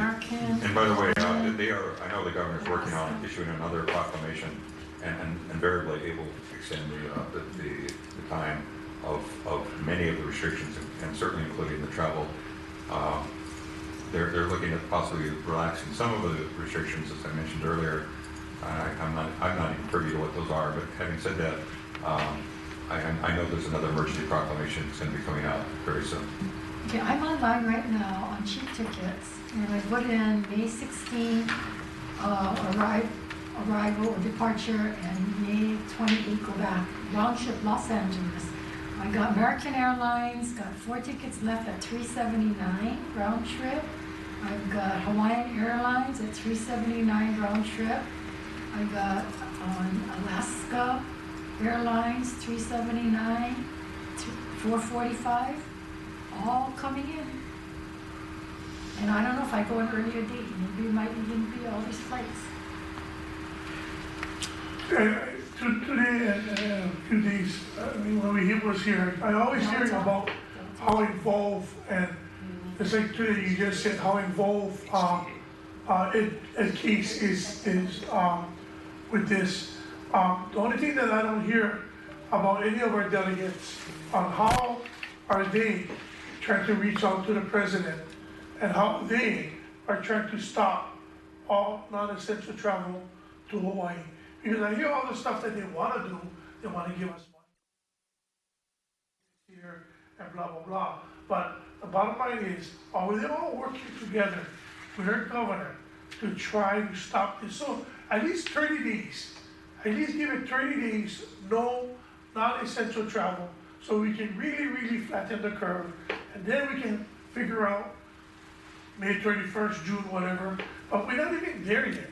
And nobody's reaching out to the president. The president gave the authority to the governors, and our only governor is the only one, as far as I know, still did not write or reach out to the president. So if you had, or you maybe had conversation with Ed Case, then maybe you should ask him, since his name been in this committee hearing pretty much all the time. So if he's so involved with this situation, I think somebody should ask him and his office to recommend that the president to help us with that, stopping non-essential travel to Hawaii. Because I heard his name about 5 times in his committee hearing and on his town hall visible thing. So if he's so involved with this situation, I think we should ask him, since our governor not, to we can send a letter. We can send a letter. Okay. Yeah, that may be more effective, I could offer. I just would say that the discussion with Ed, and I've had discussion with Casey and Brian too, are really more around resources that the state might be making available, may be made available to the state. And all 3 of those individuals have been very open and I think very supportive. We appreciate the resources, but we really need their help to stop these flights coming in, because Until then, none of the citizens in Hawaii feel safe. Go ahead. Senator Kim? No, I'm just looking. From Seattle, we got all these flights on Delta, Alaska, Hawaiian. From what date? This is May 11th. I just changed it to May 11th. You know, I remember there was some discussion about the fact that they had to fly here. Do you remember that discussion, Steve? That you can't just cancel your flights. And I honestly don't know all the thinking behind that, but it could be those are empty planes coming here. I don't know. No, I thought they canceled all flights. If I tried to go earlier, like when I went May 1st, there were no flights. No flights. May 3rd, there were no flights. I bet they're expecting the government to lift as Yeah, of April. because we were on You know something, we don't- Facebook Live on Saturday, and we were told that the airlines were starting to book starting May 1st. You know, I think if I could remember the discussion, it was that the airlines would have to get a waiver from the president in order to cease flying a route, and it's to protect the people who were recipients. So I think what has happened here is they probably rescheduled their flights because they don't want to be fined by the federal government for not honoring their obligations You to whatever shouldn't the say area. that if you don't know for sure, because Kauai stopped all the flights, the airlines stopped all their flights. They have no flights coming in. Except Alaska, he said they had 2. The rest, all the other airlines stopped their flights. But as of when he went online to check, he started seeing that the airlines are back on as of May 1st. But now you're saying no. So when I went on, now it's back on as of 11th. I'm not sure how much sooner. I think you need someone from the Department of Transportation to answer those questions. I'm sorry, we're really here to try to answer questions on health related issues. Okay, I have a question about the Maui restaurant cluster. Are those cases reported on real time, or were the 65 cases withheld from totals until the cluster was reported? The cases, we report the cases when we get them. So there's 2 things happening here. The case numbers, I gave you, we had 6 cases today. Those are the cases we've heard about today. We've got a positive result from a laboratory, and then we do the investigation. What we often find is the date of onset of illness is quite a bit earlier. It could be a week ago, even 2 weeks ago maybe in some cases. So we have the case reports we give you, and we're telling you as much as we can when we get the report, often sometimes hours later. And then we have the investigation going on, and then we figure out when that person got ill. There's where we get the epidemiology curve. When we say lower the curve, that's actually what we track, is the date of onset of illness for the individuals. And that's done when we get that information. So when you look at our website, I actually have a copy here. I can show it you real quick, I think. You'll see a curve that looks, I'm sorry, I don't have it with me. You'll see an epidemiology curve, and that actually tracks where the cases are. And by the way, it tracks who's a visitor and who's not a visitor too. So you can see the switch from visitors to now residents more. But that's the accurate information on when a case occurred. And we don't put out the Maui cluster per se, the 40 or whatever cases that there are there now. But we could pull that information out and show you where we first heard about the cases. For example, in that case, the first few cases occurred early in first week in April. And they were actually tracked back to a company gathering that they had on April 1st. It was some party or something that they had. And apparently there was somebody sick at the party, and they infected some other workers, who in turn infected other workers, who in turn infected household members, who infected others. So it just snowballed from that point. But we are able to track, as best we can, the chain of transmission for that case. But when you say when is the real date of onset, it's always going to be before we get the report. Because all we're telling you is we got a report from the lab today that there are today 6 people who were positive for COVID-19. And often we don't even know what county they came from, or whether they're visitor or not visitor. We'll know that in a day or two when they make the calls and they get that information. But we felt, and most states are doing it the same way, that it's important we just let you know how many positives they are every day. And I trust you know that we can't give you all the information on all 7 or 6 of those immediately. It takes some time to get that. So if you wanted to get more information on log cluster, for example, we could probably tease that out and show you when the first cases were identified and then what happened after that. Well, maybe we can just do that later when you do the meeting with. That's actually a good thing for Sarah to run through when she's here. This is what happened. Yeah. Just for clarification, the governor said he was following the CDC guidelines that after 14 days of a downward trajectory, we would open, but you're saying that's not the case. So what is the standard of when we reopen, when we lift, and what is that standard that you're using? Well, the 14-day period, of course, is the incubation period. And the theory behind that is that but is it the 14-day trajectory? Is it the number of positive cases going down? Or what is that now standard? remember, you're looking at trends here. You're not looking at, I mean, today, we had 4 yesterday. Today we had 6. We don't start again at 6 necessarily. We want to look to see what's happened over the last week or two to see what is actually happening and what the trend is there. Now that we're at 4, I mean, I would expect we're going to see, or 6, whatever it is, you're going to see cases here and there. And you don't start from scratch when you get, it's not always going to be down. It's not going to be 14, 13, 12, 11, 10, 9, 8, 7, 6, so that it's going to be a trend that you're looking for. And what you really want to see is a consistent low number, basically, to be comfortable that you've got the thing under control. And there are going to be a few bumps along the way. You're going to have people who you missed or travelers come back and infect a couple people. That's expected. But I think what all the policies makers are looking at is that downward trend.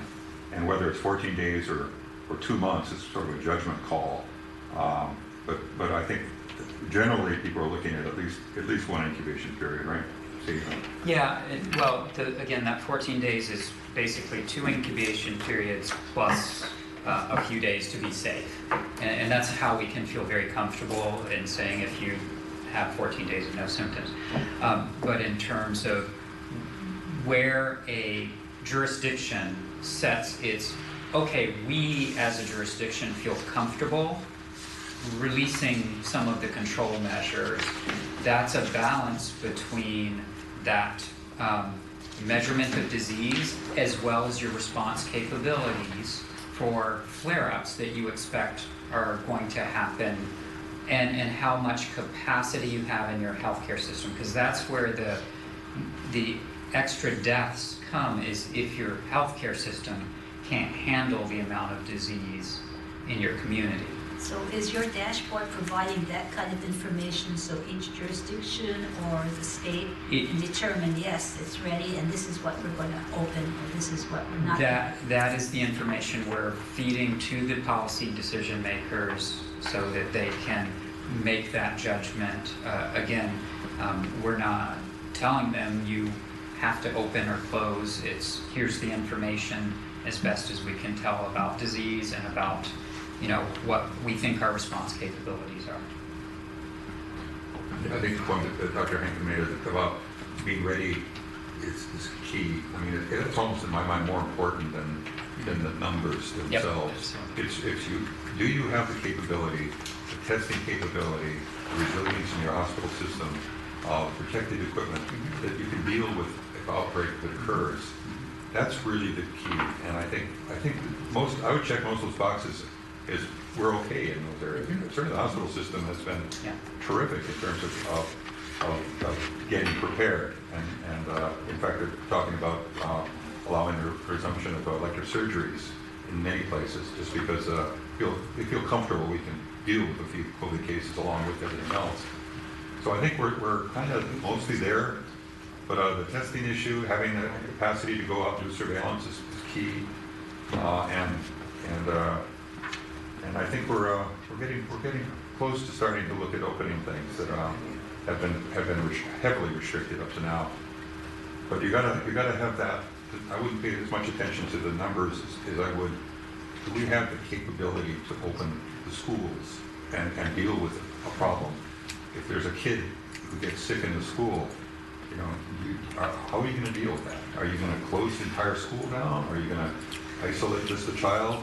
Well, maybe we can have a separate discussion because a lot of what you're saying, you still haven't determined how the policies on reopening. So maybe at a later time, versus us hypothetically speaking, we should You figure that out. validated. Absolutely. But in the meantime, we can try to schedule that meeting with Dr. Park and Dr. Anderson regarding the contact tracing. So thank you very much. Thank you. Thank you. Thank you for Appreciate taking your the time. time. Thank No, you. thank you. Sure. Okay, so next we Thank have you. Director of Human Resources. Thank you. Yep, have a good day.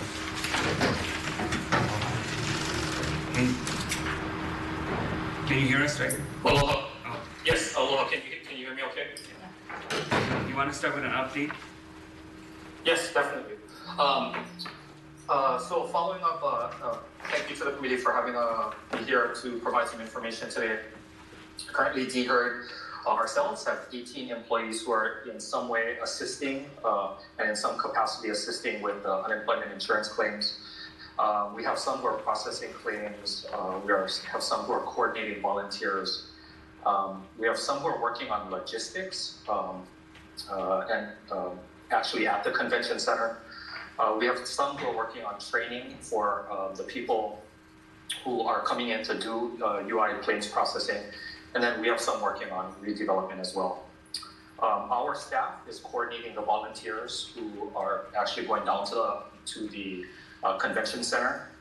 The report was that as of today, there were 246 who attended training over at the convention center so far, with another to come in tomorrow. And I believe another 120 who are scheduled to be trained next week. And our responsibility there will be to continue coordinating the volunteers for all the UI processing on an ongoing basis. In response to the committee's questions and requests last time, what we did forward over was the specific list of redeployed and volunteer employees over helping out with UI right now, aside from the ones who are at the convention center.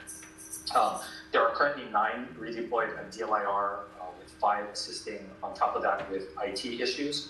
And then our initial group of volunteers that started out at 18, there are 17 who are continuing at the processing center, 1 who is continuing at the call center, and the libraries have also redeployed 27 employees.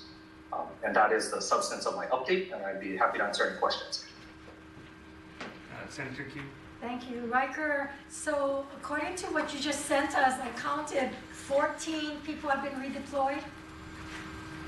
Yes, that's correct. Is that the total, 14? Yes, that's correct. So out of the 600 plus, only 14 have been redeployed? There's 14 plus the libraries, the 27 from the libraries. But yes, that's in effect, those are the redeployed. And how many more will be redeployed in the next week from that list? We had, prior to at our last hearing on Friday, we had, as I had mentioned, we had another 40 waiting in the wings. But right after our hearing, we got notice that there was a shift in plans in terms of moving employees over to the convention center. And so that group included, I think, and we're not sure, we actually sent out a request to the department for new lists, because I can't say with 100% assurance that those employees on that category 3 list are over at the convention center, but I suspect a lot of them are over there right now. Okay, and so we've asked for a new list. So we had a second group that was ready to be redeployed to DLIR, and DLIR, because they actually had this, and again, over from Friday, Saturday, and Sunday, the number kept moving, but it was looking like it might have even been up in the 500 range.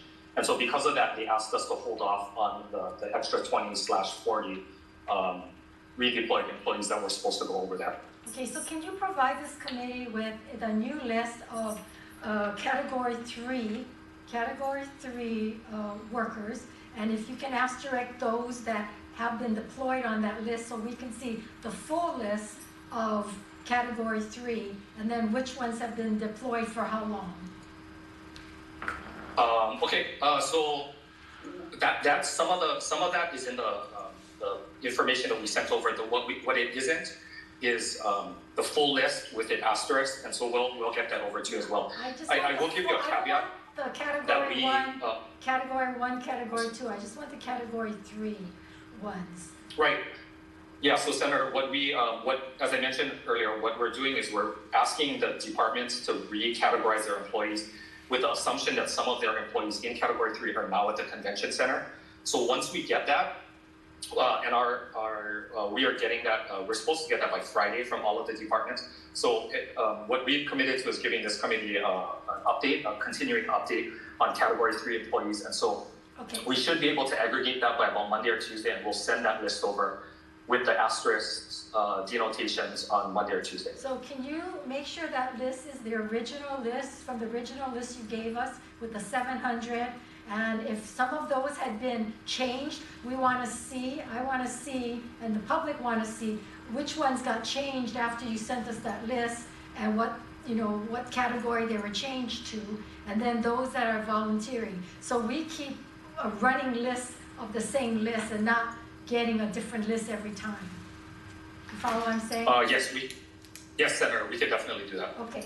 Also, are you looking at the category list from DOE as well as UH? Did they respond yet? We are not. We do not, because they're separate HR jurisdictions, we don't look at those. Yeah, that's online. So we cannot deploy them? Yeah, I can't. I mean, the DOE If they want to. or the university officially could, but Wait, you know what? You got to repeat that because you're cutting off. they're separate jurisdictions. Separate jurisdiction. I'm sorry. Okay, so Senator, basically you're saying that you don't have the authority to deploy any, except for the librarians, any other DOE employee that is on category 3 or any UH, but I want to know UH had 0 from the list I saw, 0 in category 3. But is that what you're saying? Yes, that's correct, Senator. How can you do the air libraries but you can't do the rest of DOE? The libraries actually falls into kind of a weird middle ground between the DOE and us, and so we handle some of the HR functions for the libraries. Okay. And actually, in the current situation, the 27 that have been redeployed to DLIR are actually a working relationship between DLIR and the libraries. Okay. So what we've forwarded to you is a list of the 27 employees that was actually provided by the libraries themselves. We did not directly redeploy them. The libraries and DLIR had worked out use of the facility as well as their employees. Okay, thank you. Riker, I have a question. The 200 plus volunteers, how are they volunteers? They're not redeployed to DLIR. What is the definition of volunteer? So and again, this came together over the course of Friday, Saturday, and Sunday. So effectively what happened is it sounds like a call went well. So what I can tell you is from the executive branch, the governor sent out a call to all of the executive branch departments to direct deputy directors as well as to round up other staff who would be able to help out at the convention center. So they are technically volunteers. I understand there's another group of legislative staffers who are over there, and there's a third group that, if I understand correctly, our public sector unions had put out a call to their memberships, and those groups are volunteering there as well. And so the employees, and when we say volunteers, it's because they're doing something outside of their regular work. So they're going over there. They're still on work status, and this is one of those situations. What we're hoping to do is that we're tracking that, and one of the reasons DHERD is involved with coordinating the volunteers, this group at the convention center, is because what we're going to hopefully be able to do is get all of those people, track all of the time that they're there at the convention center, and even though a particular department, so for instance, DHERD has, I think, 6 people over there processing UI claims, or going to be processing UI claims.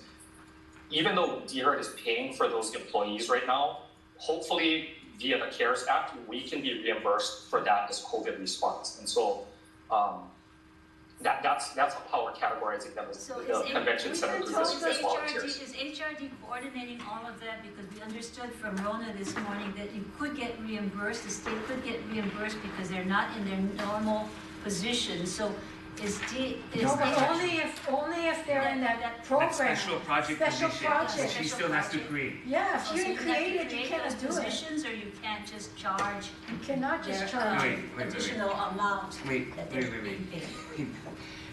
Did you create the special project positions for That 200. Department of Labor?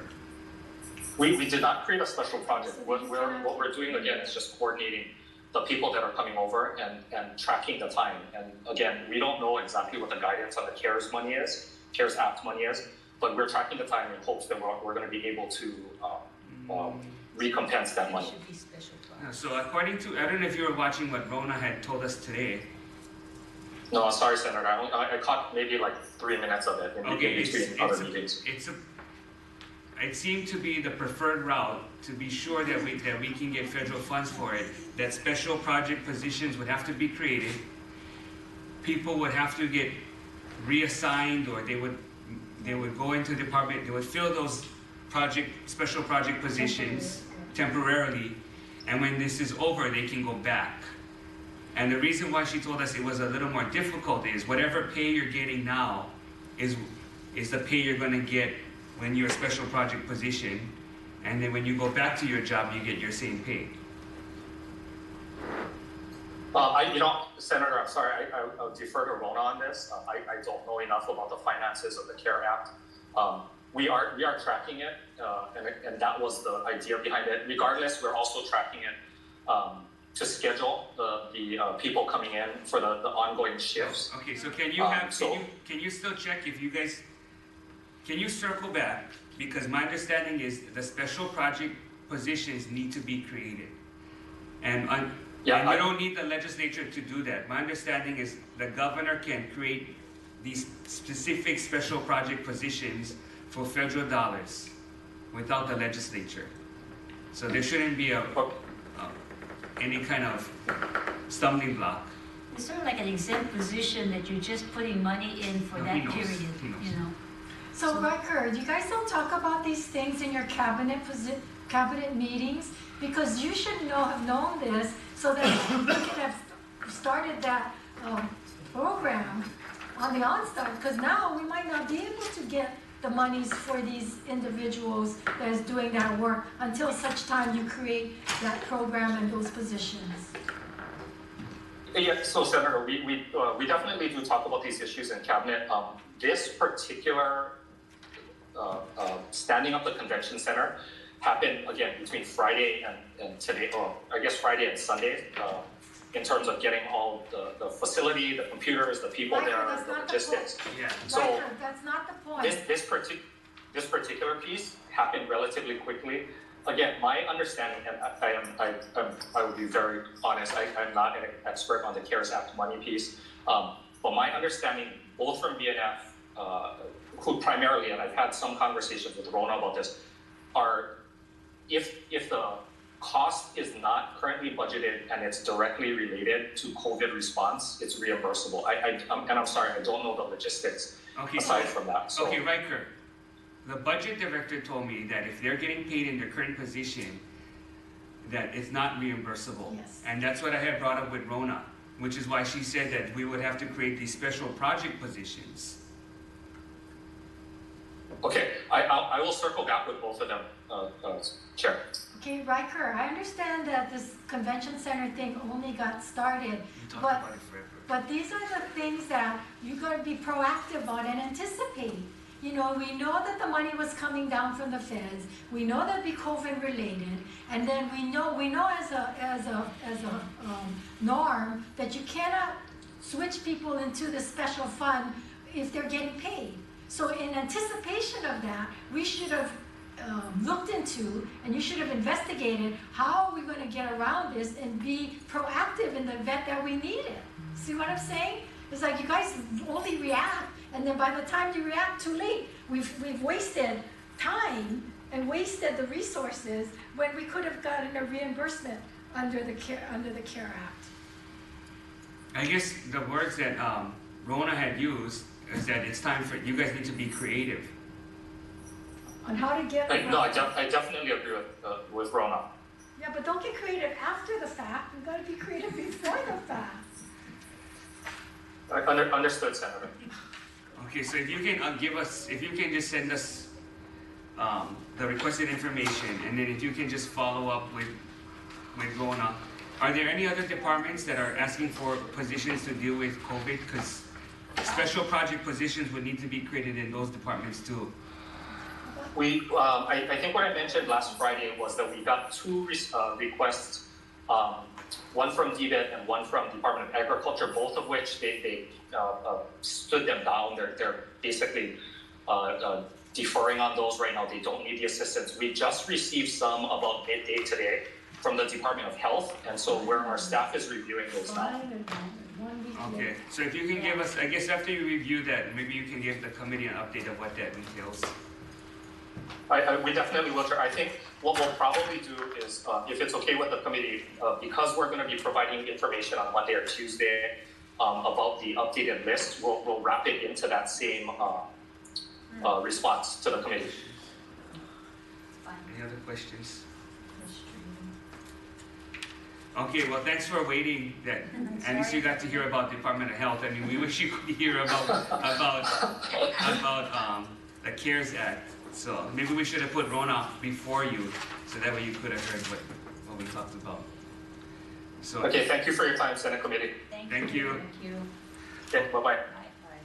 Okay, so Can you shut everything down because I need to. we'll circle the wagons and try to figure out, based on everyone's comments, when we should have Department of Health present on the contact tracing, and then DOT. So, okay, adjourn.